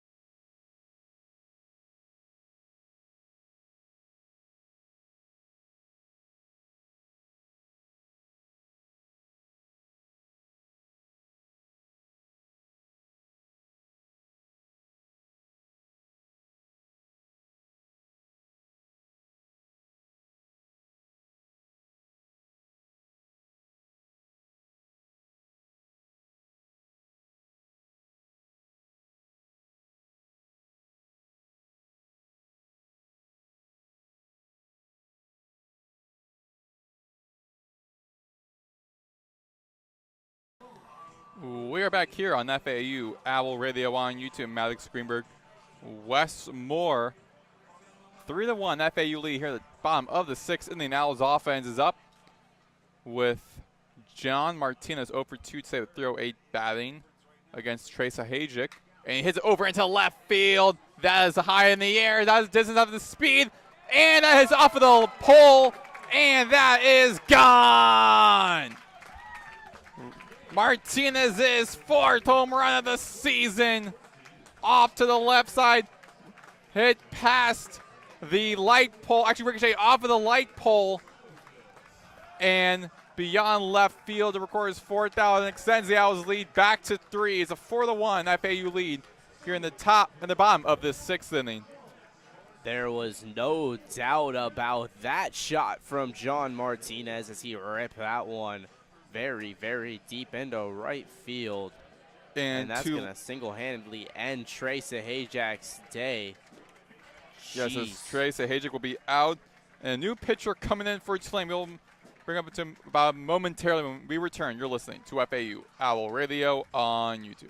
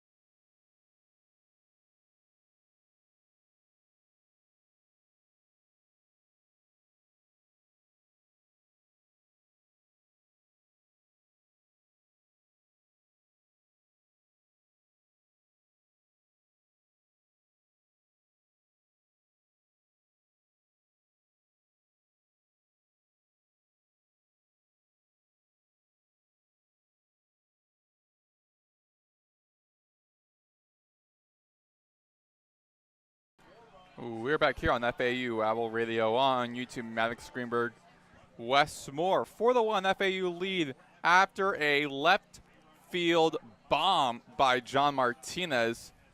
Jay Ullman, the head coach for Tulane, takes out Trey Sahajic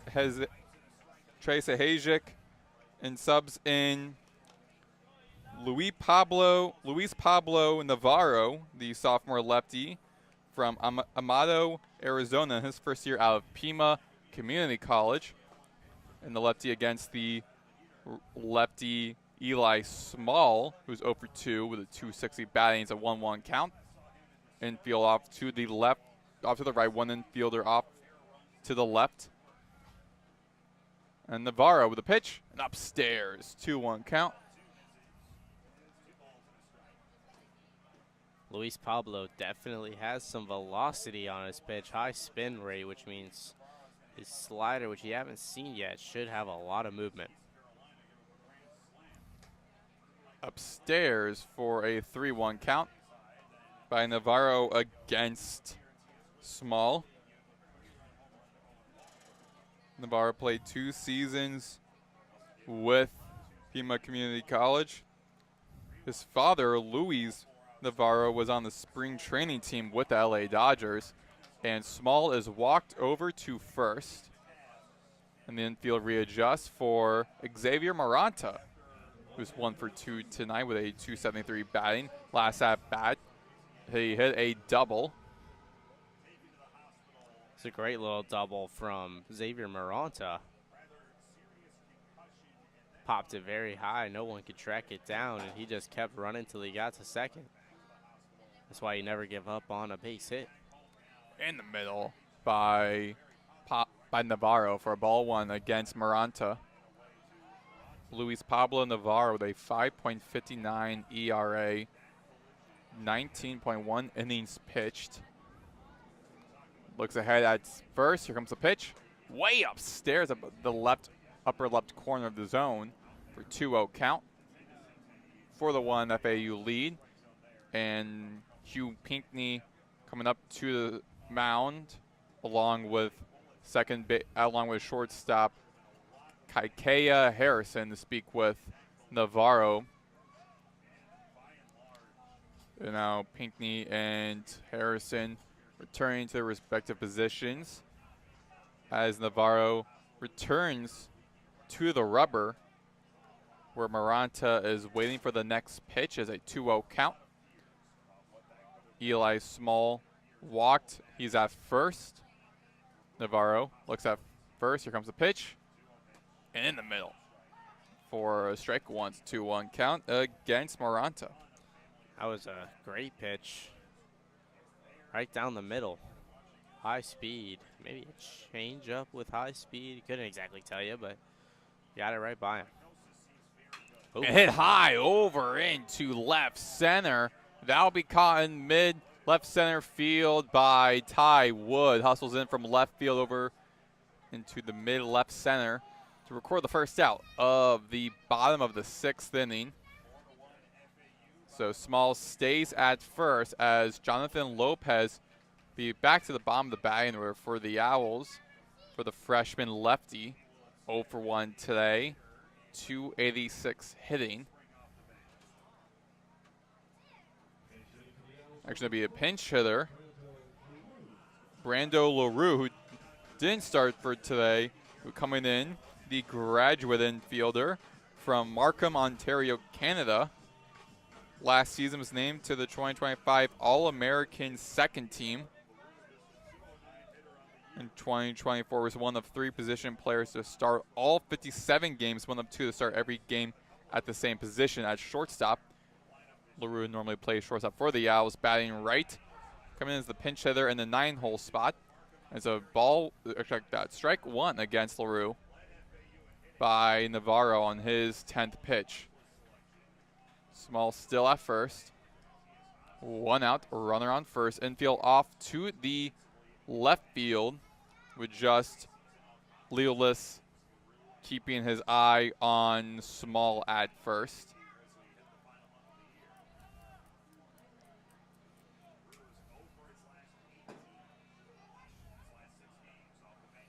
Here comes Navarro's pitch, and outside for a 1-1 count by Navarro.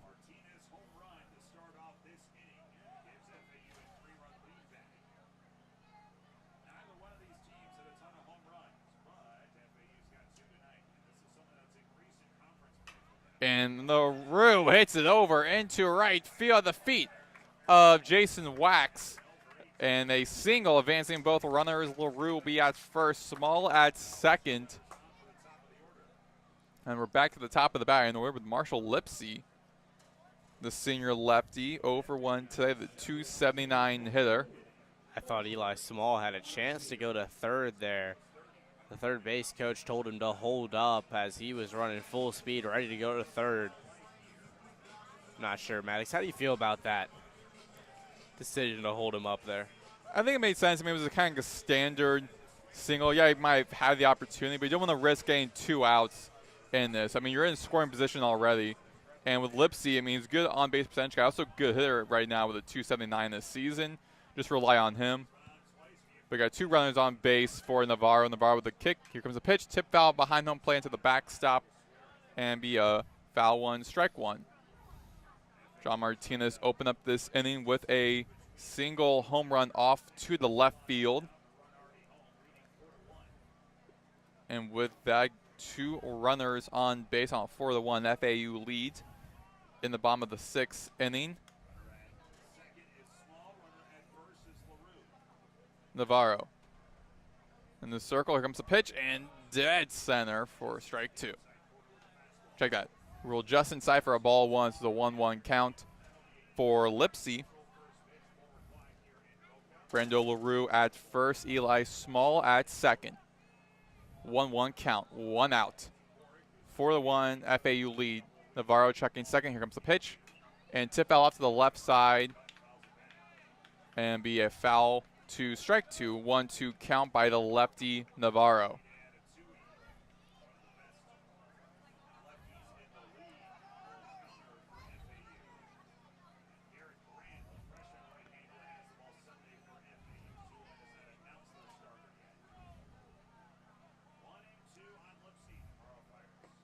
In the middle for actually down low for a ball 2. 2-2 count on Marshall Lipsy. On deck is Nick Romano. FAU hitters a lot better than Tulane. They're 6 for 21. And a little bit low for a full count. It's a 3-ball 2 strike for Lipsy. With runners in scoring position, the Owls are 1 for 9. Small is the runner in scoring at second. Navarro with a pitch and low in the dirt, and Lipsy for the second time tonight is walked. His last time he was walked to the bottom of the 3rd. He was also had a hit by a pitch in the bottom of the 4th, which is proving why he's one of the best in on-base percentage. So now bases loaded for Nick Romano, and looks like Jay Ullman might be putting in another pitcher, and he is. As that'll be it for Luis Pablo Navarro. Not a bad choice. You have full count, 1 out, 4-1 FAU lead. Again, this inning started with Martinez hitting a heater home run off to the left field. So when we return, we'll talk about the new lane here on FAU Owl Radio on YouTube.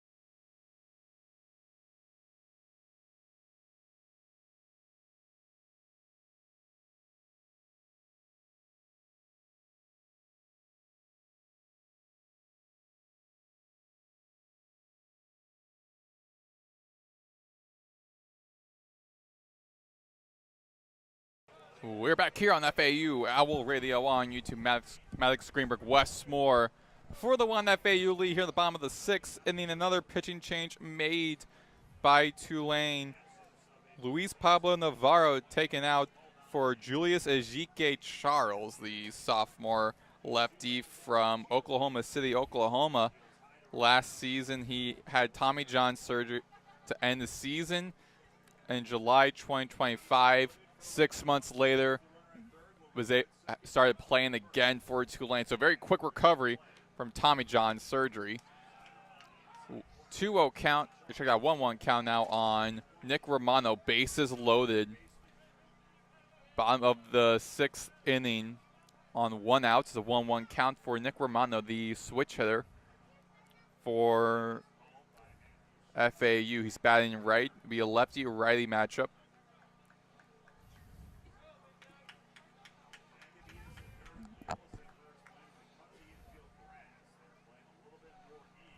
Ejike Charles on the bump. The kick, here comes the pitch. Low in the dirt, out the glove of Pinckney for a second. Everyone stays stationary. It is a 2-1 count for Nick Romano.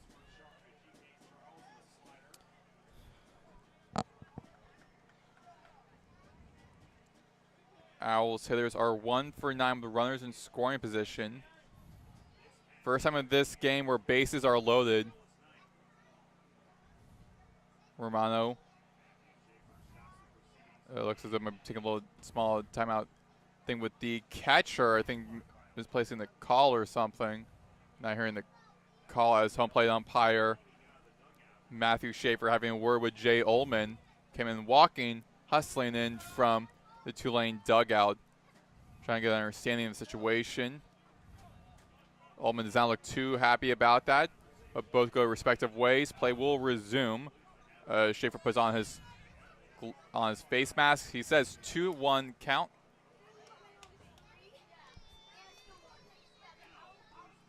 It's 3-1 count. Bases loaded. Romano batting right against lefty Ejike Charles. Here comes the pitch. Low in the dirt and walks Romano. Runners advance.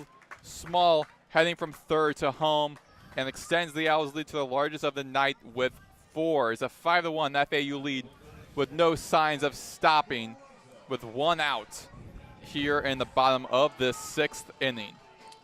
Michael Peraza, he's 0 for 2 on the day.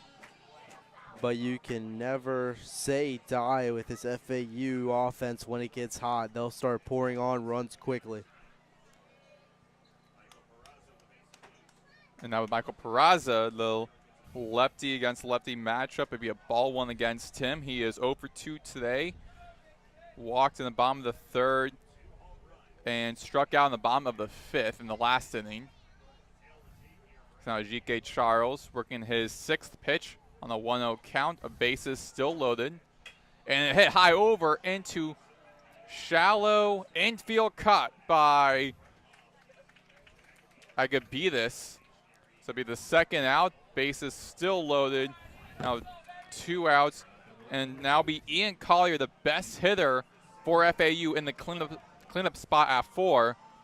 329 hitter, 2 for 3 today. And that was a perfect pitch by Ejike Charles to just get him to pop up in the infield. No further damage done for the FAU Owls, but Ian Collier, he's 2 for 3 on the day, and he can definitely get things going if he gets a hit here. Ejike with the pitch, and be a ball. Check that, strike 1 by Ejike Charles on Ian Collier.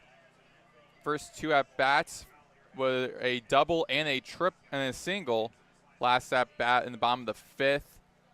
Grounded out to shortstop. And tipped out behind home plate by Collier. 0-2 count, foul 1, strike 2. Ejike Charles definitely settling down now. I mean, he definitely probably had to go in this game with some nerves, but settling down now. Gets the early count 0-2 on Ian Collier. He's a tough guy to get out, but if Ejike Charles can get out of this one, it's really impressive and great for the Tulane morale. Romano at first, Lipsy at second, LaRue at third. Collier swings and misses, struck out. And that ends the inning, but not before FAU gets 2 runs in, one of them being a home run to open up this inning by Martinez as a new pitcher comes in for FAU as we head to the top of the 7th inning. You're listening to FAU Owl Radio on YouTube.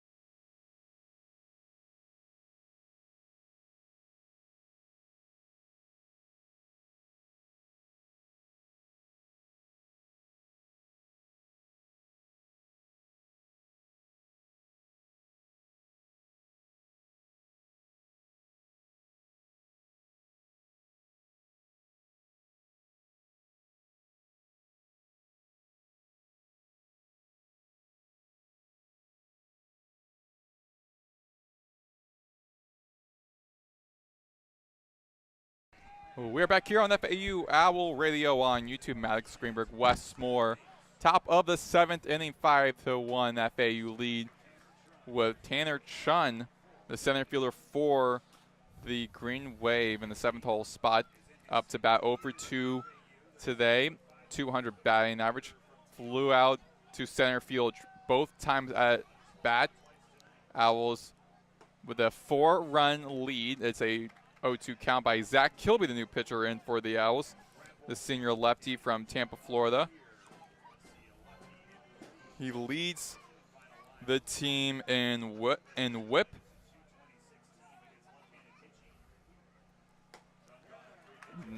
Swing and miss and striking out Sean Looking. And that'll be Hugh Pinckney, who's also 0 for 2 tonight. 267. Actually, no, it'll be pinch hitter coming in. Not Pinckney, it will be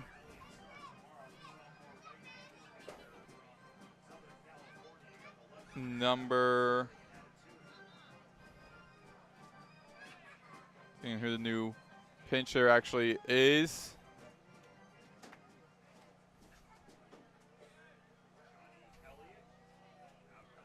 It will be Johnny Elliott, who swings and misses for his first at bat of the night. Subbing out Hugh Pinckney, the catcher for the Green Wave, his sophomore catcher from Newport Beach, California, in his first year out of USC. And be 0-2 count, back-to-back swings and misses by Elliott. 267 hitter. Kilby on the hill. The kick and low in the dirt for a ball 1. It's a 1-2 count.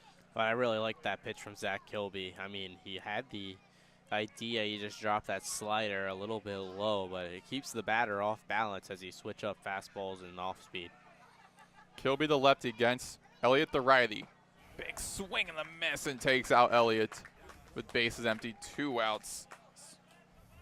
It will be James Agabidas coming in the bottom of the batting order.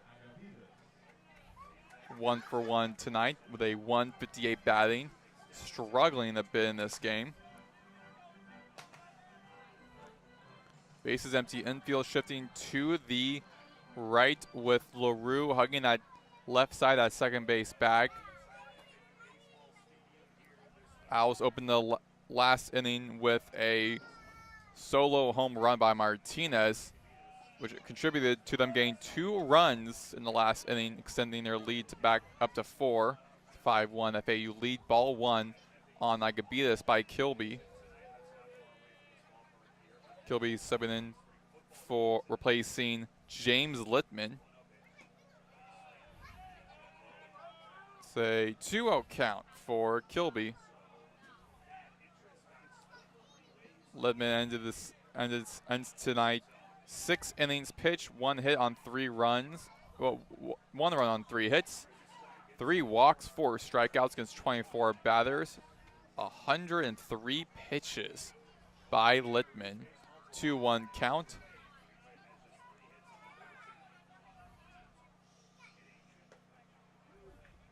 And a 2-2 count on Agabidas. And on a lefty-lefty matchup.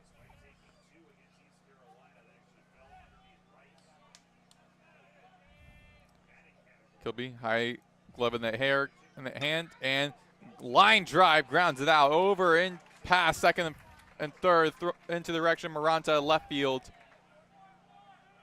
and puts Agabidas at first for the Green Wave on 2 outs. Now back to the top of the batting order. For the 4th time, Ty Wood, the switch hitter. 0 for 2 today, 275 batting. Walked his last at-bat in last inning. And upstairs for some chin music for a ball 1 against him. Agabidas at first. Infield shifting to the left. Martinez on the right side of the second base bag. Small, the only infielder to the right. And tip foul off to the left side, rolling in front of the Tulane dugout. Foul 1, strike 1, it's a 1-1 count.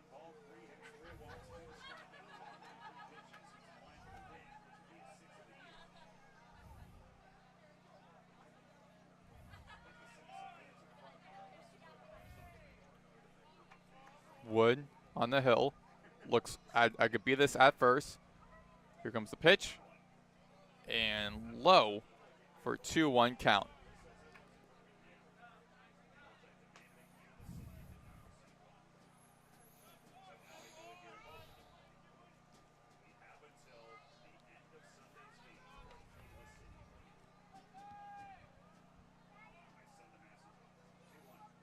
And hit over the head of Vermont on the left side. Rolls in front of the warning track in front of the Tulane bullpen where Maranta heads over to.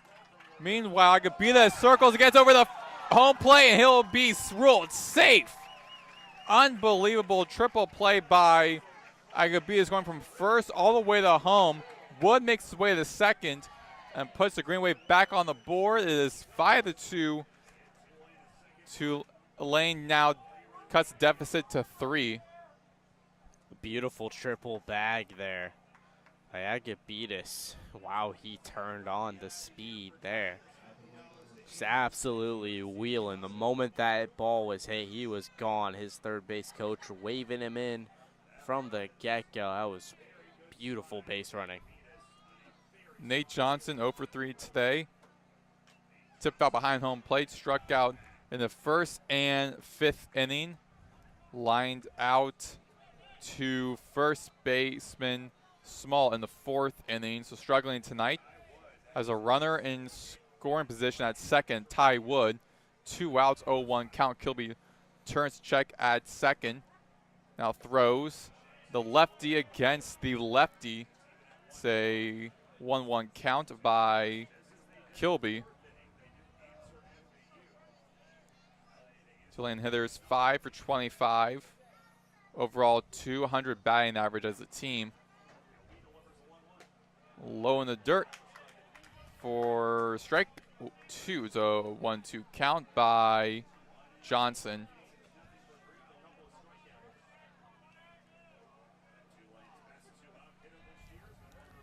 Kilby turns to his left to check on second. Here comes the pitch.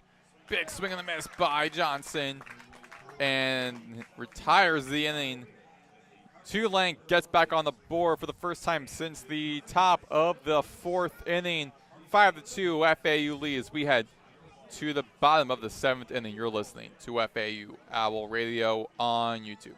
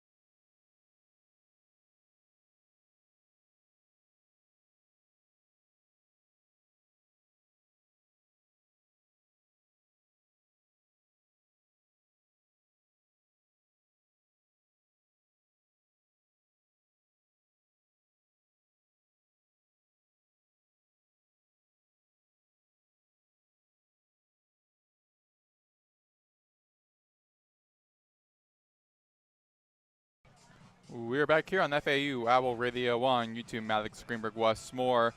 5-2 FAU lead here at the bottom of the 7th inning. Tulane gets a run up on the board, the top of the 7th inning. Here in the bottom of the 7th, Julius Ejike Charles is back on the mound for the Green Wave in a 0-1 count against Brett Patton.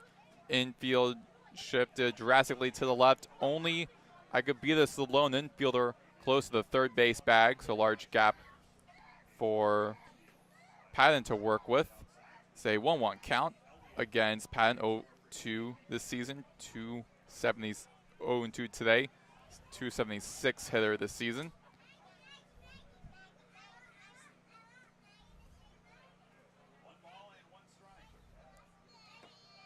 Low 2-1 count by Ejike Charles.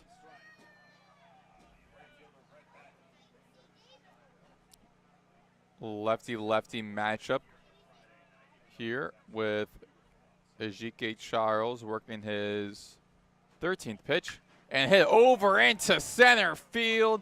That will send Sean run up in front of the warning track to retrieve the ball. He made an effort to get to it and put in the work for Chun. And it's a out 1 in this inning by Tanner Chun and the Tulane Green Wave. Brett Patton ripped that pitch very, very deep. Any other part of the field, it was probably a home run. Fortunately, it was straightaway center and just didn't have the legs to go 400.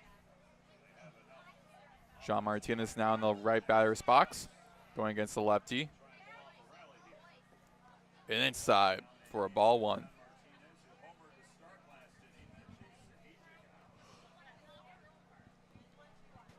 1-0 count, 1 out. Some activity happening in the Owls bullpen off to our right. Bases empty, infield being shipped to the right. Only Leo Leas, the lone infielder, to the right. 2-0 count.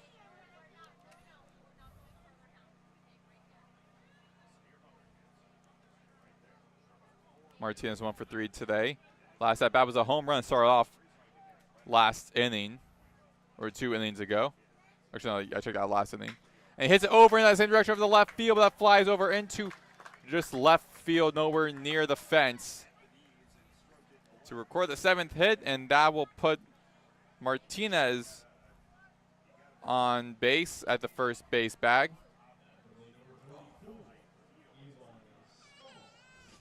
And now Eli Small, the first baseman for the Owls. Batting left, heading up to the left batter's box.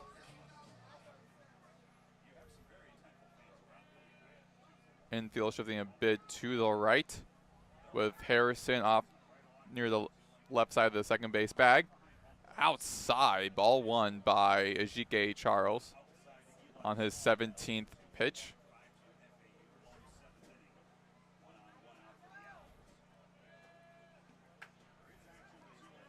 Nine seconds before the next pitch. Ajike Charles looks ahead, now throws. Tip out behind home plate off to the left side. Be a foul 1, strike 1, it's a 1-1 count on Eli Small.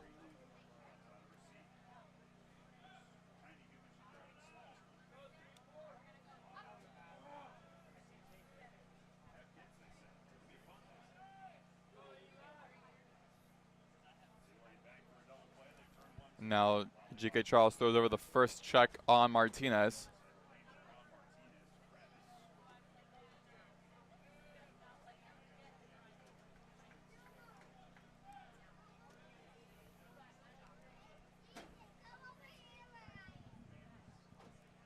G.K. Charles with the pitch. Way upstairs, past the glove of Elliott, and that will send Martinez safely to second with an error made by Johnny Elliott. Check that, won't be ruled an error. And Johnny Elliott replaces Hugh Pinckney at that catcher position. I see pinch shift for Pinckney at eighth hole spot in the last inning. 2-1 count, 1 out. Runner in second and scoring is Martinez. Small still at bat. Inside for a 3-1 count. He was walked as the last at bat in the last inning. 5-2 FAU lead here at the bottom of the 7th inning. Ajike Charles turns to his left to check on Martinez. Kicks. Here comes the pitch. Big swing and a miss by Small, and we're off full count. Another full count. We've seen a lot of these today. Very high pressure situations with scoring opportunities, full counts all over.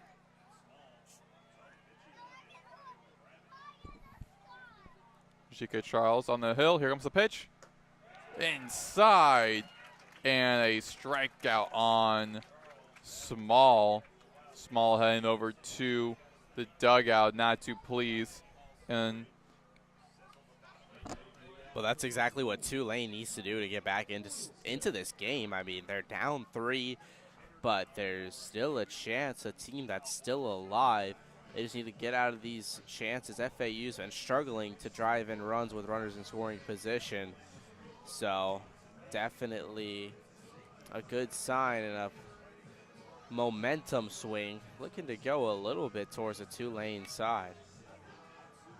And really interesting, Kyle Boylston, who's a two-sport athlete, now playing, coming in, pinch hitting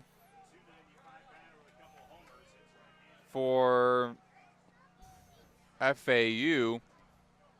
And really weird, to say the least, as he gets a hit by pitches first at bat, hits his lower right shin. So now he's making it over to first base, limping a bit. But what's crazy is I didn't think he was going to be playing today unless, because spring game ended a little bit earlier, maybe might hustle his way over to the two-sport athlete, Kyle Boylston. Yeah, probably return back, because currently is the spring game for the football team happened around, I believe, 6 or 7 o'clock. And I've called the spring games before. They're not really too long. And so apparently either he made his way back from there or he just didn't play. And now return. Either way, 2 runners on base with 2 outs. And G.K. Charles now out of the game. As another pitcher comes in for Tulane. We'll get to see who that is when we return. You're listening to FAU Owl Radio on YouTube.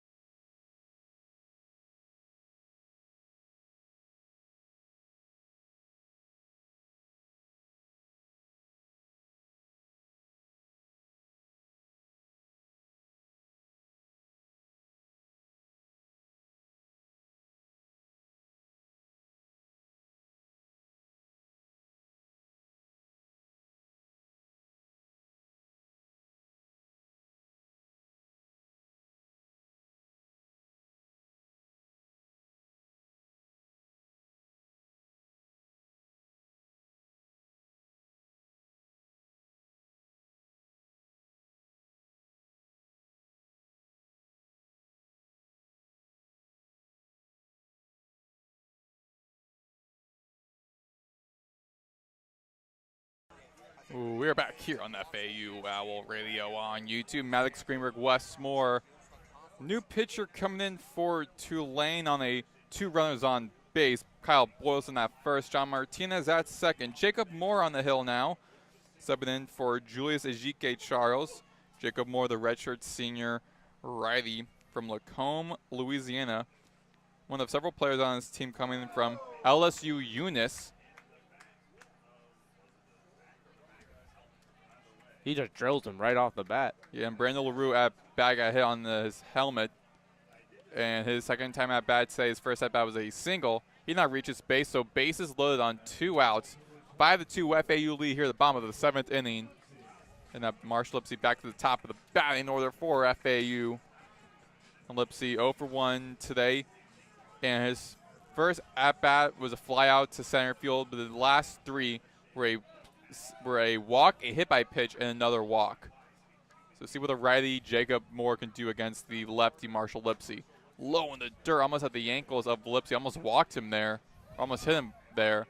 Ball 1 against Lipsy. That's back-to-back batters that have only been hit on the FAU side by Jacob Moore. You never like to see that. Moore on the hill. Here comes the pitch. And tip foul off to the left side. That flies into the parking lot. Off to our left, foul 1, strike 1. 1-1 count here on the bottom of the 7th. Last season, Jacob Moore was named to the preseason All-American team by Perfect Game and by league's coaches. And listed on the preseason watch list for the Stopper of the Year by the NCBWA. He was named one of the top 30 relief pitchers in the country by D1 Baseball at number 26 in the nation. So 2-1 count for Moore, bases loaded. Brandon LaRue at first, Kyle Boylston at second, John Martinez at third. Inside against Lipsy is a 3-1 count. Boylston coming in, I believe, after the spring game that happened earlier today. Again, I was skeptical if he was even going to be playing today. Again, spring game's not that long, so wouldn't be surprised if he made an effort. Hit high in the air, off to the left side, goes behind the Tulane dugout. And it'll be a full count, 3-2.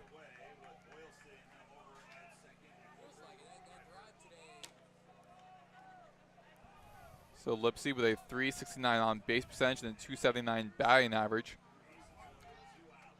Has not reached base without a hit.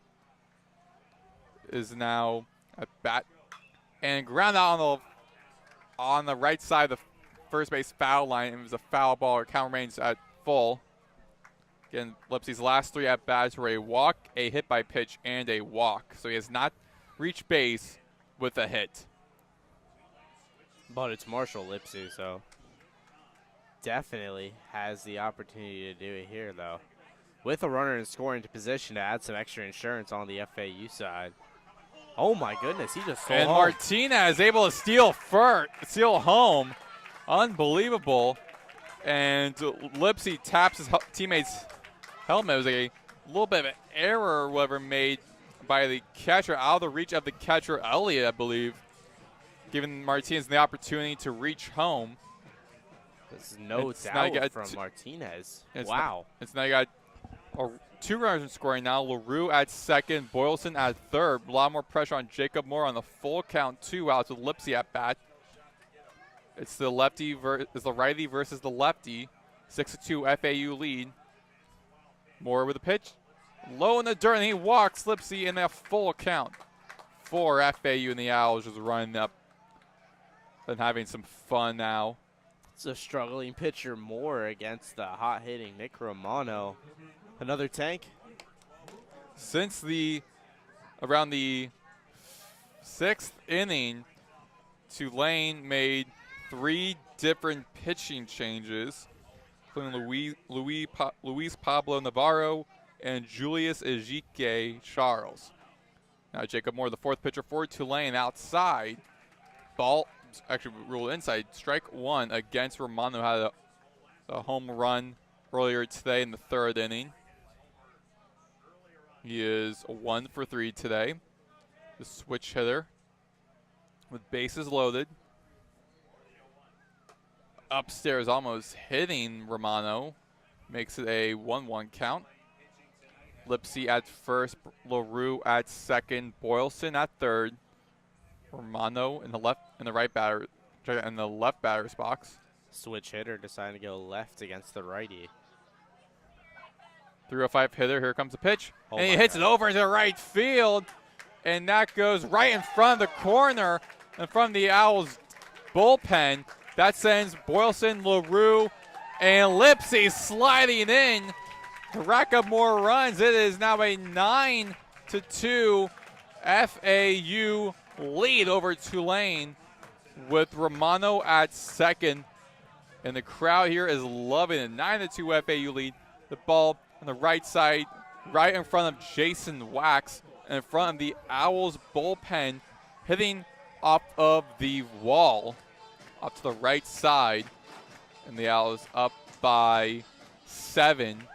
Here at the bottom of the 7th, 4 runs in this inning. 6 overall in the last 2 innings. Unbelievable scoring by the Owls. And now Moore checks second. Here comes the throw against Michael Peraza. There was no doubt about that when it came off of Nick Romano's bat. That ball was absolutely hammered down the right field. So it's a 1-0 count against Peraza, the lefty. 0 for 3 today. Upstairs 2-0 count.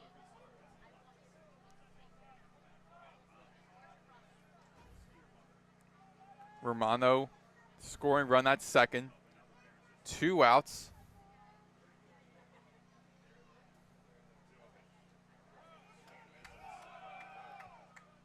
And wild pitch and be a strike 1, 2-1 count. 9 runs on 8 hits for FAU. Unbelievable. Not seeing much activity in the Tulane bullpen. Won't be surprised to make another change.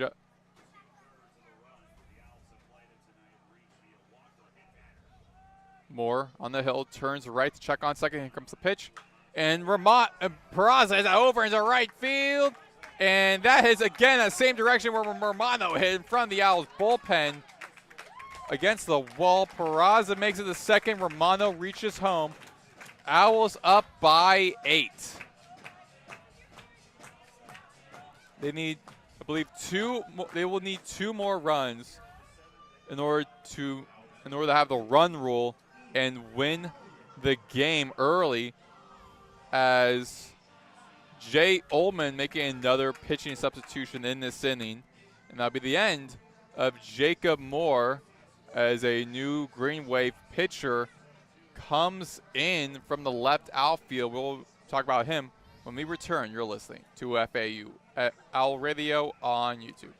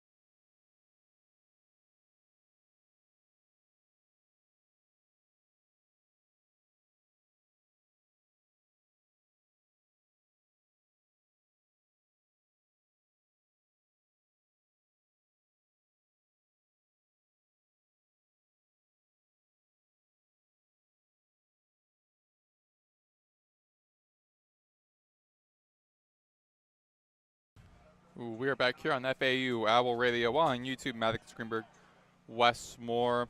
Caden Tarango coming in for Jacob Moore in this inning, the junior righty from Roanoke, Indiana, in his first year out of LSU Eunice, a D2 program. So 2 outs, 0-1 count on Ian Collier. Michael Peraza at second. Inside, be a ball. 1-1 count. 10-2, FAU lead 5 runs in this inning alone.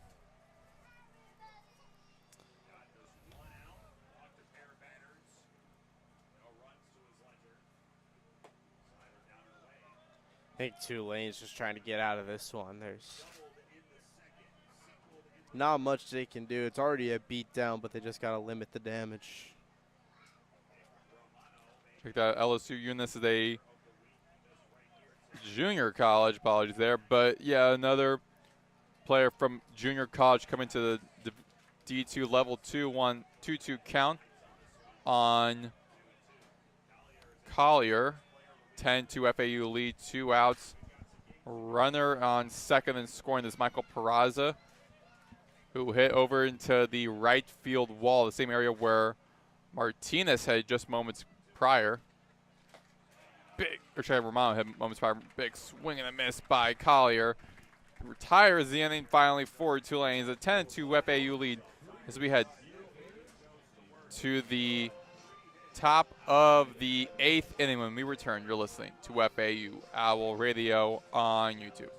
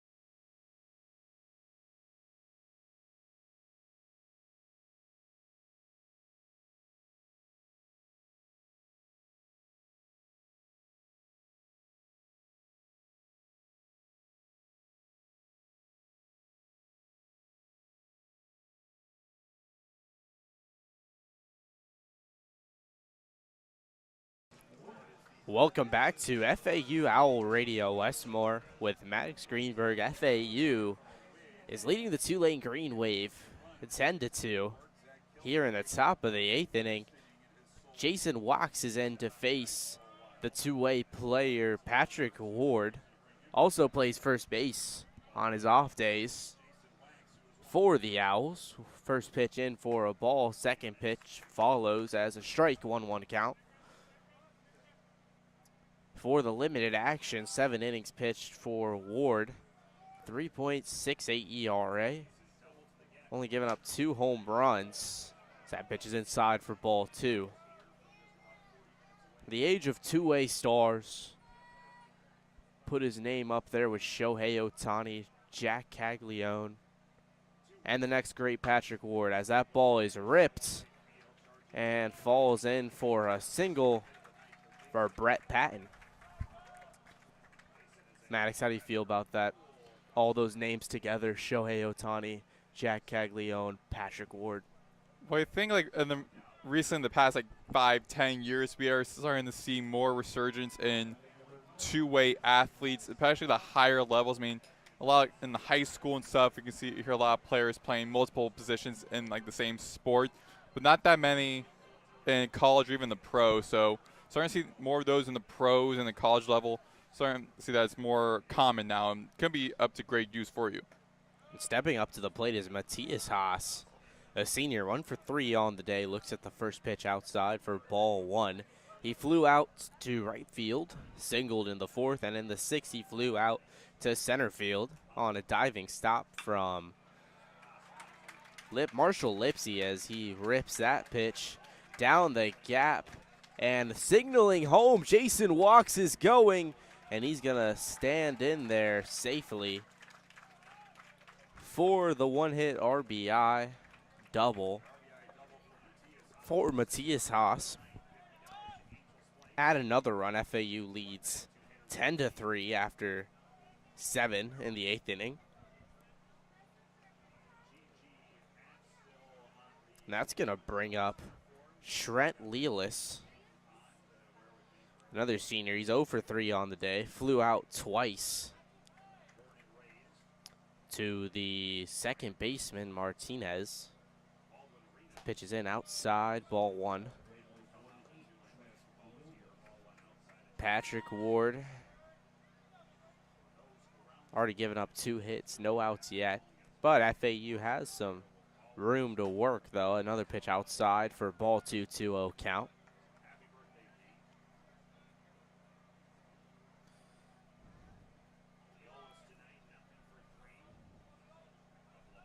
Matthias Haas on second as Ward puts that pitch right down the middle, 2-1. Matthias Haas, 6 stolen bases on the year. Only been caught stealing once, 6 for 7. For all the people under the age of 13, haha, 6'7". Patrick Ward, the pitch, blows it right by Lealis for strike 2, 2-2 count. It's a beautiful night here in Boca Raton. Can't be much hotter than 75 degrees. Nice and cool outside, a little bit of a wind. As the 2-2 pitch is high to make it a full count.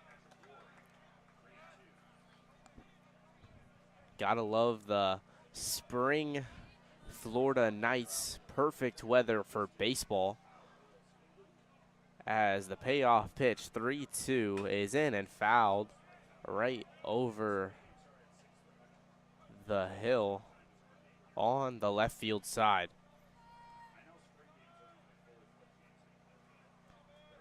Gotta love it, Maddox. Perfect baseball weather, perfect baseball night. It is. Patrick Ward set, delivers. That ball's lifted very, very high. But there to make the catches, Brett Patton, and going to third and safe is Matthias Haas. So a sacrifice fly for Trent Lealis, first out of the inning for the Owls. That brings up Kakia Harrison. 0-2 on the day. Hawaii native, as you mentioned earlier in the broadcast, Maddox. He struck out a look and he walked, and he also got out from the second baseman Martinez. There's a pitch, and that's just going to drill him. Harrison is going to take first to put runners on the corners for the Green Wave. And that's what something that Ward doesn't want to do. Doesn't want to have the run. Doesn't want to have any runners, additional runners on base, particularly having 2 runners on two runners on the corners. And now the hit by pitch to Kaikea Harrison, putting him in first. And now we're now seeing McCormick possibly seeing enough out of his emergency pitcher, Ward. Yeah, that's about it for Ward on his day. But we'll be back with you live. Wes Moore alongside Maddox Greenberg. And we'll be back with a new FAU pitcher for you here on FAU Owl Radio.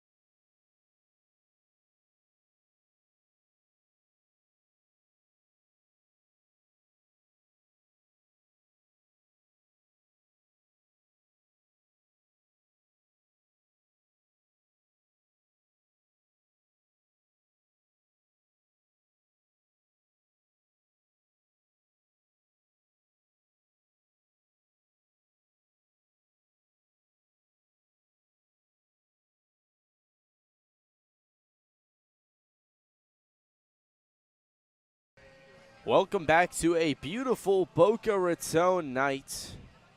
10-3 in the top of the 8th inning. FAU leads, and they're going to bring on Tyler Murphy, right-hander, to do some damage control with runners on the corners. He's facing Tanner Chun, first pitch outside for ball 1. Tyler Murphy on and off stuff this year so far. 32 innings pitched. Struck out 28, walked 20. See what kind of night we got from him tonight, as a curveball is just barely too much inside for ball 2. 2-0 count early for Tyler Murphy.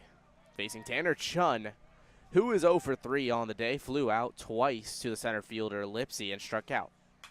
That ball is fouled out of play into the parking lot. 2-1.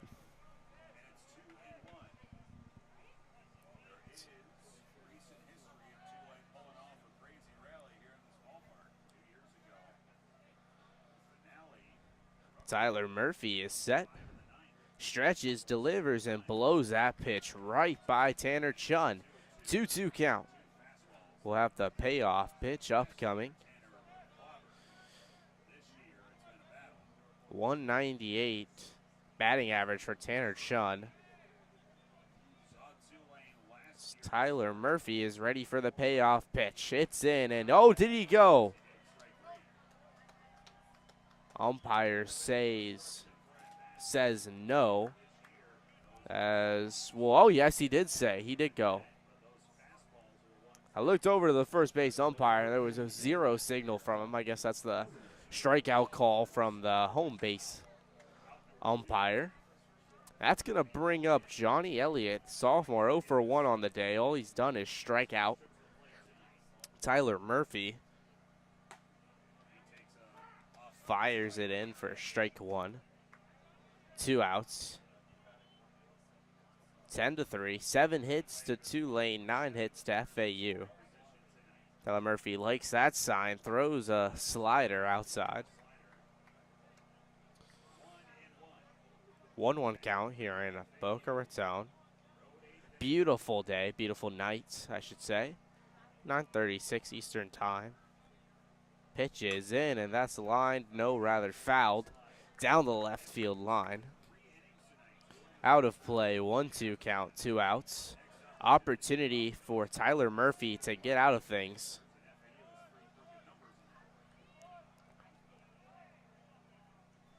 Tyler Murphy gets the sign, likes it, fastball, gets it right by him for strike 3. Tyler Murphy steps in, strikes out 2, and we're headed to the bottom of the 8th inning for hopefully the last time we see FAU bat, and hopefully they can get some runs on the board and end it there. I'm Wes Moore alongside Maddox Greenberg here on FAU Owl Radio. Stay with us on YouTube.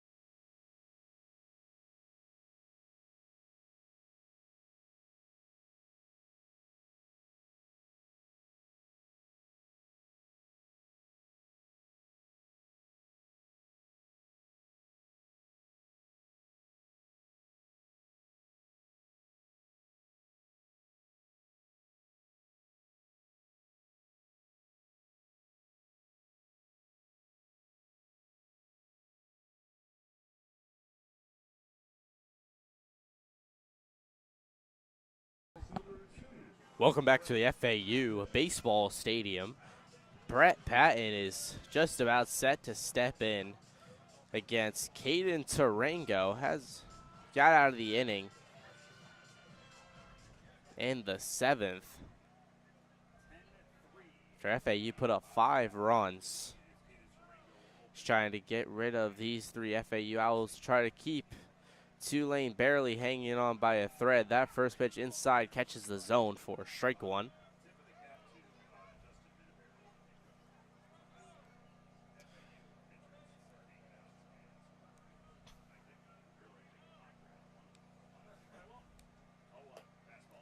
A fastball up and outside for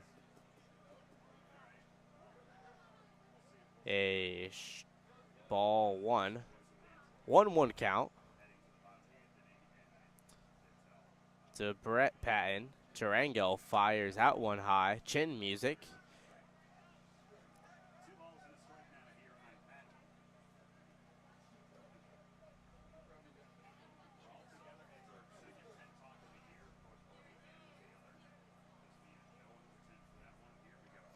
Tarango's ready and set to throw the pitch in. Brett Patton swings hard at that one, make it 2-2. Payoff pitch here for Tarango. Brett Patton walked, struck out, grounded out, and flew out in his 4th at-bat. Here's number 5. Tarango set, fires inside 3-2, making a full count. 10-3. Score. FAU trying to tack on. Tulane trying to hold on by a thread.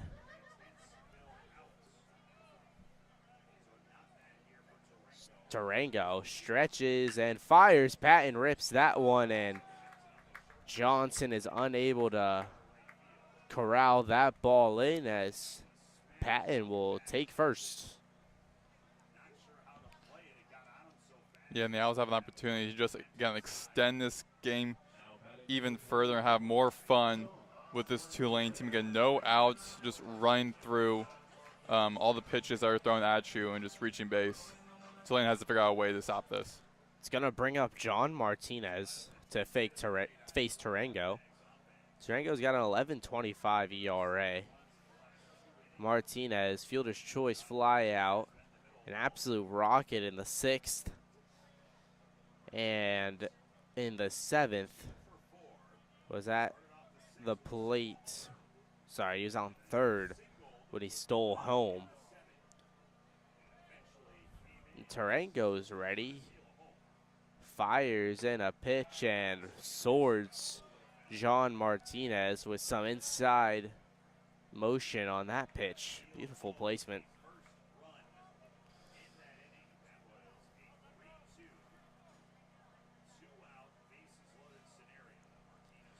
Tarango is set and just decides to try to pick off Brett Patton. He's got 14 stolen bases, been caught stealing twice. Make that 14 for 16 on the year for stealing bases. Speedy Patton in right field. Tarango is ready for the 0-1 pitch, fires it in, strike 2. 0-2 count. And a game that's just about over. About one more inning left to play here in Boca Raton. It's FAU's trying to get the first game of the series win against Tulane. Tarango tries to pick off Patton again. Unable to as Patton dives in safe. 0-2 pitch, ready to go home. Patton with a slight lead. Patton's going as the pitch is in. That pitch low, and Patton's going to be safe in at 2nd. Stolen base for Brett Patton to make that number 15 on the year.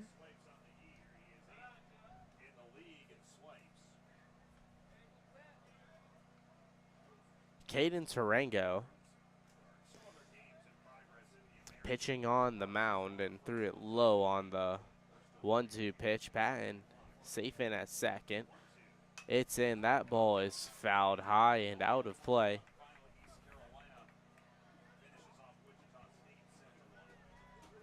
FAU's 10 of 30 on the day. Batting 333 with 8 walks, 8 strikeouts, 6 extra base hits for the Owls. If you're an Owl fan, you love to see that.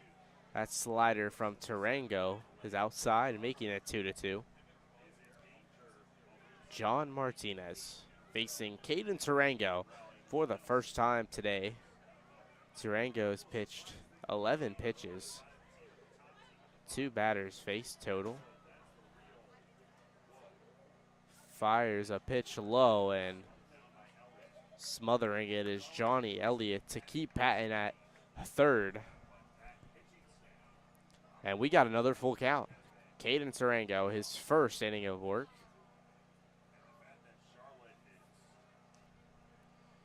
Trying to limit any damage from FAU.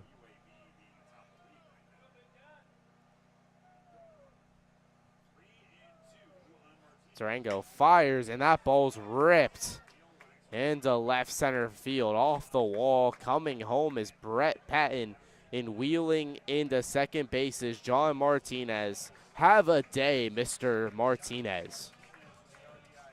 Martinez and Romano have both been the key contributors to FAU's success. Both been all over the place. Both have contributed to home runs for FAU.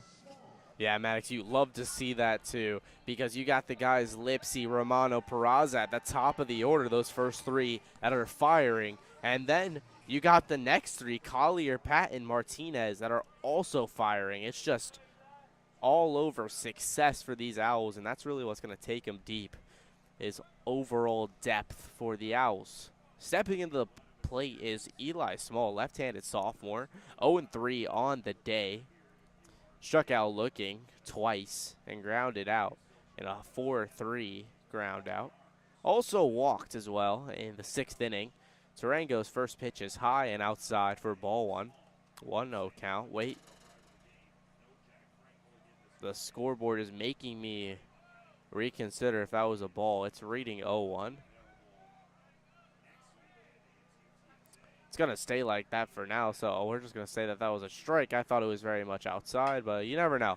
As that ball is lined, and a diving stop by Harrison, keeping John Martinez at second.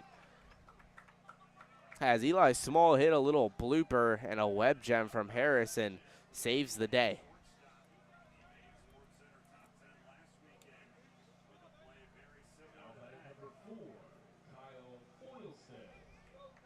That brings up Kyle Boylston up to the plate. We mentioned it, the two-sport athlete. He was probably came a little bit late because he was playing in the football spring game, going from football to baseball.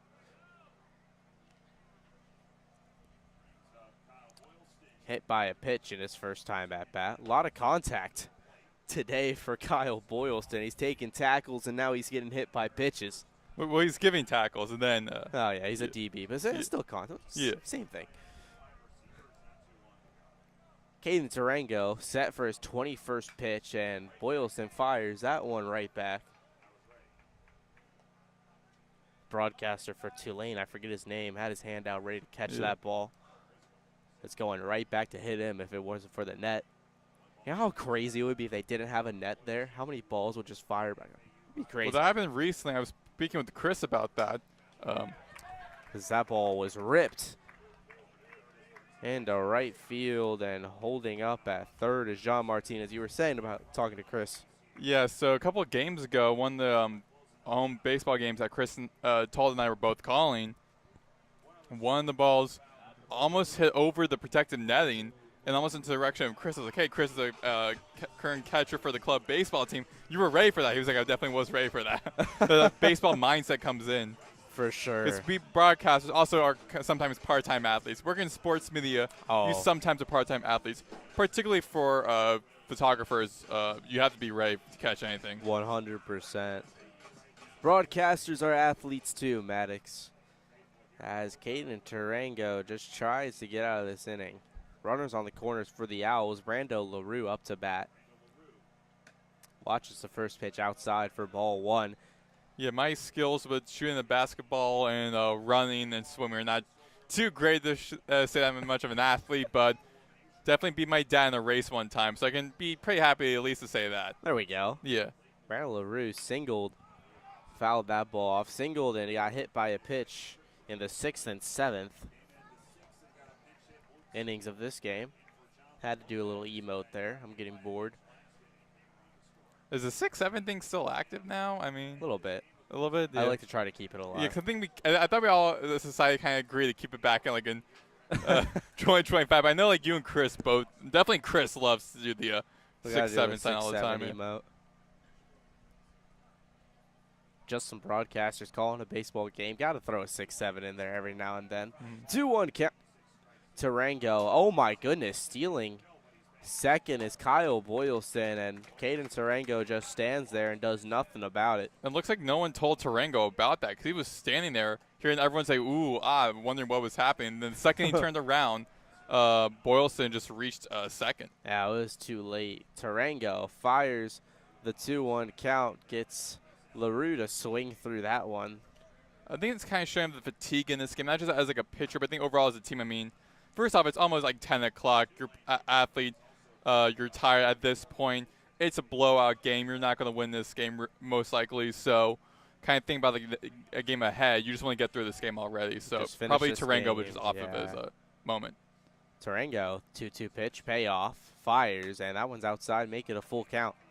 Runners on second and third for the FAU Owls. But, yeah, the thing with Tulane, they just have to get out of this game. Don't give up too many runs. I mean, of course, there's a tiebreaker in the American, which is based off of that run differential. But just get out of the game, look to tomorrow, and try to get a win. As he throws that one in high and inside to Brandon LaRue, he's just going to take first to load the bases up and bring up the top of the order, Marshall Lipsy. No pitching change yet for the Tulane Green Wave. Lipsy, he's 0 for 1 on the day. Senior. He walked 3 times. Check that. He walked 4 times. Flew out once. And has a chance for redemption here. High on base percentage for Marshall Lipsy. Martinez 7 steals, Boylston 12, make that 13 after the most recent one as Lipsy fouls the first pitch off down the left field side. LaRue with 8, never been caught stealing is LaRue. As Marshall Lipsy got jammed up on that one, hit him a little bit inside on the bat. Doesn't feel too great, but he's going to be okay and step in there. Caden Tarango with his first jam. Loads the bases with 1 out. A double play would be wonderful. As he fires in the pitch high to make it 1-1.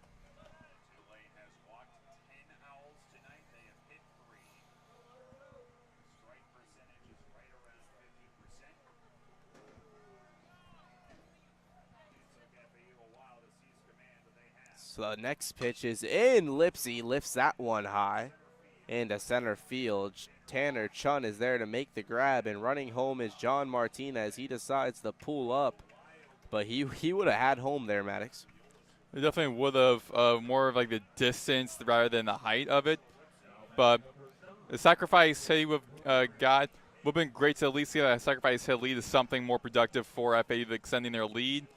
But not so much. We will see what Romano can do. We already saw what Romano did the last inning, so we know that Tarango and this Tulane defense will be hot on their tails with Romano now. This is an FAU broadcast. I want to see a Nick Romano grand slam in the bottom of the 8th inning. Tarango fires the first pitch, clips the inside part of the zone for strike 1, 0-1 count.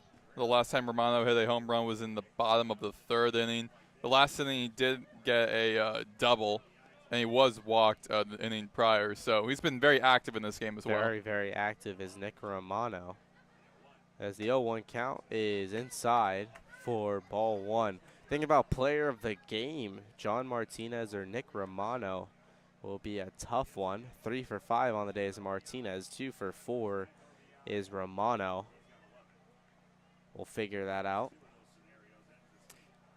As Romano, the redshirt senior, 1-1 count, 2 outs, has a chance to just absolutely blow away this game as Romano. Tarango set, gets the sign, delivers it, and that one clips the inside part of the zone for strike two. 1-2 count. What a way for Tarango to try to get out of this jam. That'd be huge for them.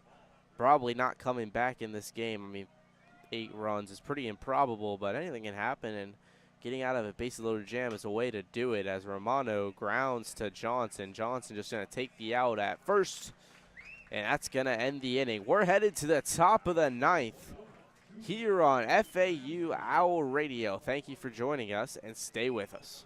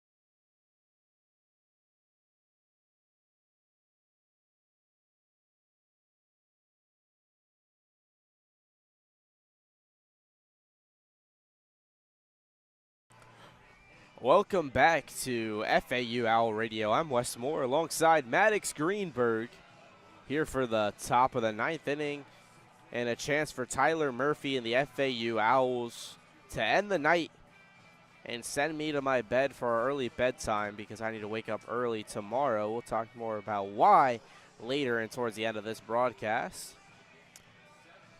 But it's the 9-spot hitter for the Green Wave.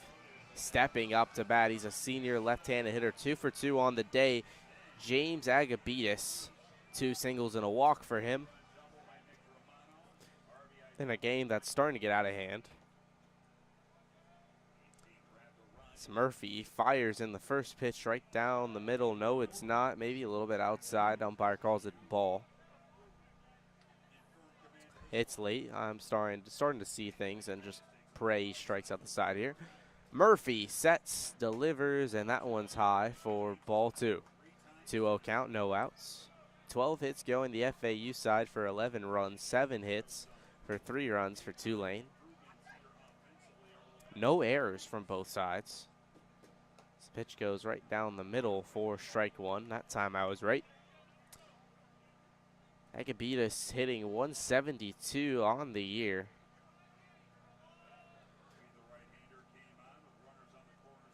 As the 2-1 pitch is ready, it's in, and swinging right through it is Agabitis for strike 2.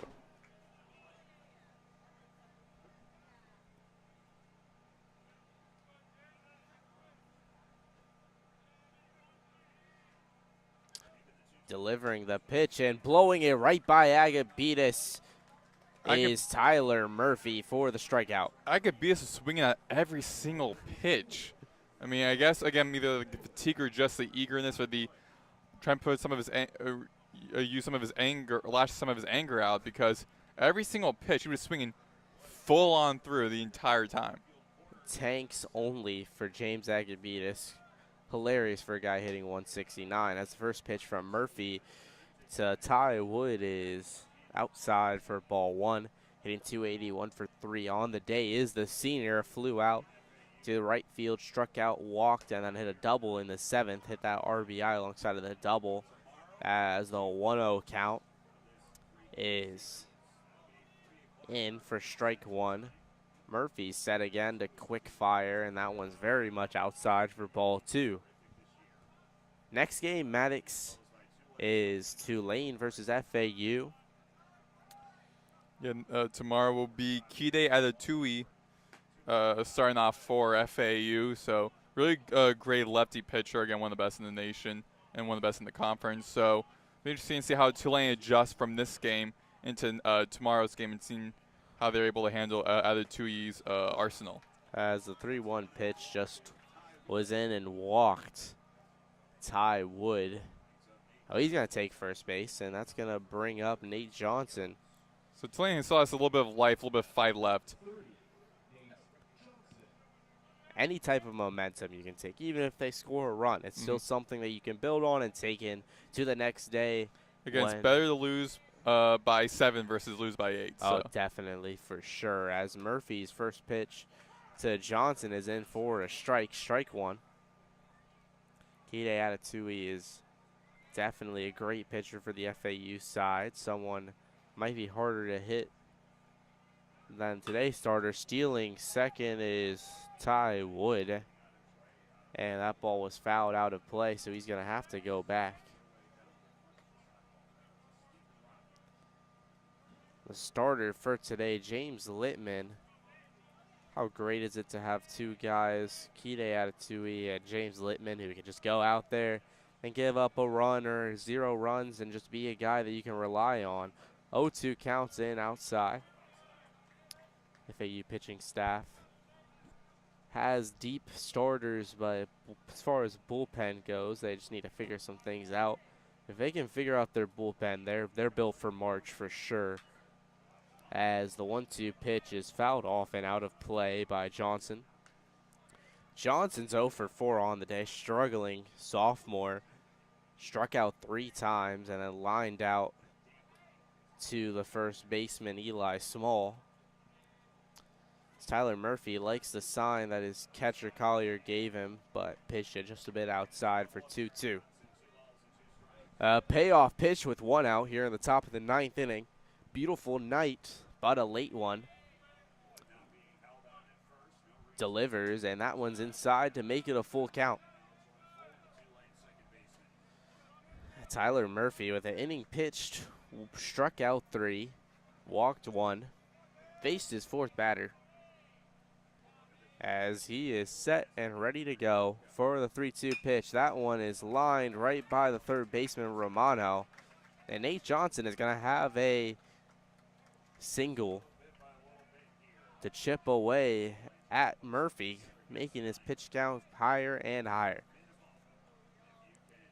Jason Walks, the left-handers. Sophomore is going to step in. Wax. 346 on the year, one of the best players on this Tulane squad. Tyler Murphy delivers that pitch low for ball 1, good eye by Wax. As Ian Collier is going to take a step out and talk to his pitcher Murphy about how they're going to pitch to Wax. They definitely don't want to load the bases here. Yeah, and Wax is 2 for 4 tonight, getting a double in the 4th inning, getting a single in the last inning. So with Murphy, again, like for FAU, they're also kind of looking ahead as well. So if I were Collier, I'll probably be telling to my pitcher, hey, just focus more on what's happening right now. Try and get next couple players out, because I already got 2 on base. As Murphy delivered that pitch low again, 2-0. Nate Johnson on first. On second is Ty Wood. Ty Wood's got 15 stolen bases, 15 of 16 on the year. 2-0 count is in for strike 1, 2-1 count now. Ty Wood's definitely a guy you got to worry about speed with. He scored 34 runs on the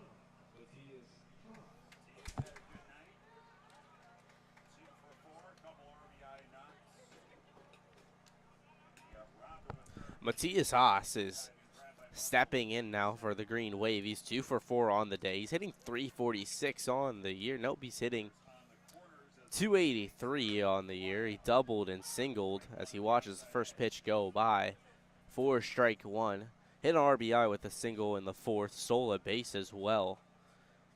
Flew out twice as well as the second pitch is in. Curveball for strike 2. 0-2 count, 2 outs for Tyler Murphy with a chance to end the game and take the first game of the series. 0-2 pitch. Tyler Murphy stretches, delivers, and gets Matias to stretch, and he manages to foul it off for another 0-2 pitch.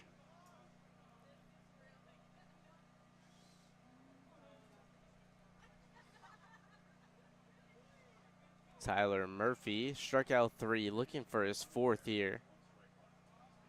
He gets the sign, stretches, delivers that one. It's a grounder. LaRue's there. Gonna dump it off to Martinez to get the 3rd and final out of this game. FAU's gonna take it 11-3 with 3 runs in the 3rd. And all the way to the 6th and 7th inning, 2 runs in the 6th, 5 in the 7th, 1 in the 8th. All adds up to 11 and an FAU win. And Maddox, I mean, you got to think about it. FAU, what carries this team is their offense. We've known that from day one. And putting up 11 runs on a Tulane team, got to see some good in that. Well, it's definitely been kind of one of those outliers. I mean, most of the season, FAU has been not doing so well offensively. Starting to find their stride later on, making a lot of adjustments offensively. Things to work with. Their bullpen's been really strong, particularly their defense, and especially that outfield been really spectacular for FAU. But now it's good for FAU's offense trying to find their rhythm, getting a win today against a team that defeated them in the first of 2 double elimination games in the conference championship tournament last season. So it's good to get a win and get edge off of Tulane and snap a 2-game losing streak in which they were on heading into this game. See what they do for the next couple games in this series, and if they're able to get a series sweep or get the series win. I'll be up to what happens tomorrow. But definitely good for FAU tonight. You know, a lot of these guys are going to be walking out of here feeling really good about what they've done. Meanwhile, for Tulane, they'll be walking out of here figuring out what they need to be doing for the next game and how they're going to adjust to a great pitcher like Kide Adatui, what changes they might need to make offensively, and just what their game plan will be once they head back into this field tomorrow. Definitely for the Tulane Green Wave, they got to put some stuff together to beat these Owls. But believe that's just about going to do it from us. Wes Moore alongside Maddox Greenberg. But FAU for baseball is going to take the win 11-3. Took them 9 innings to do it. And that's going to be it from us. Thank you so much for joining us on FAU Owl Radio.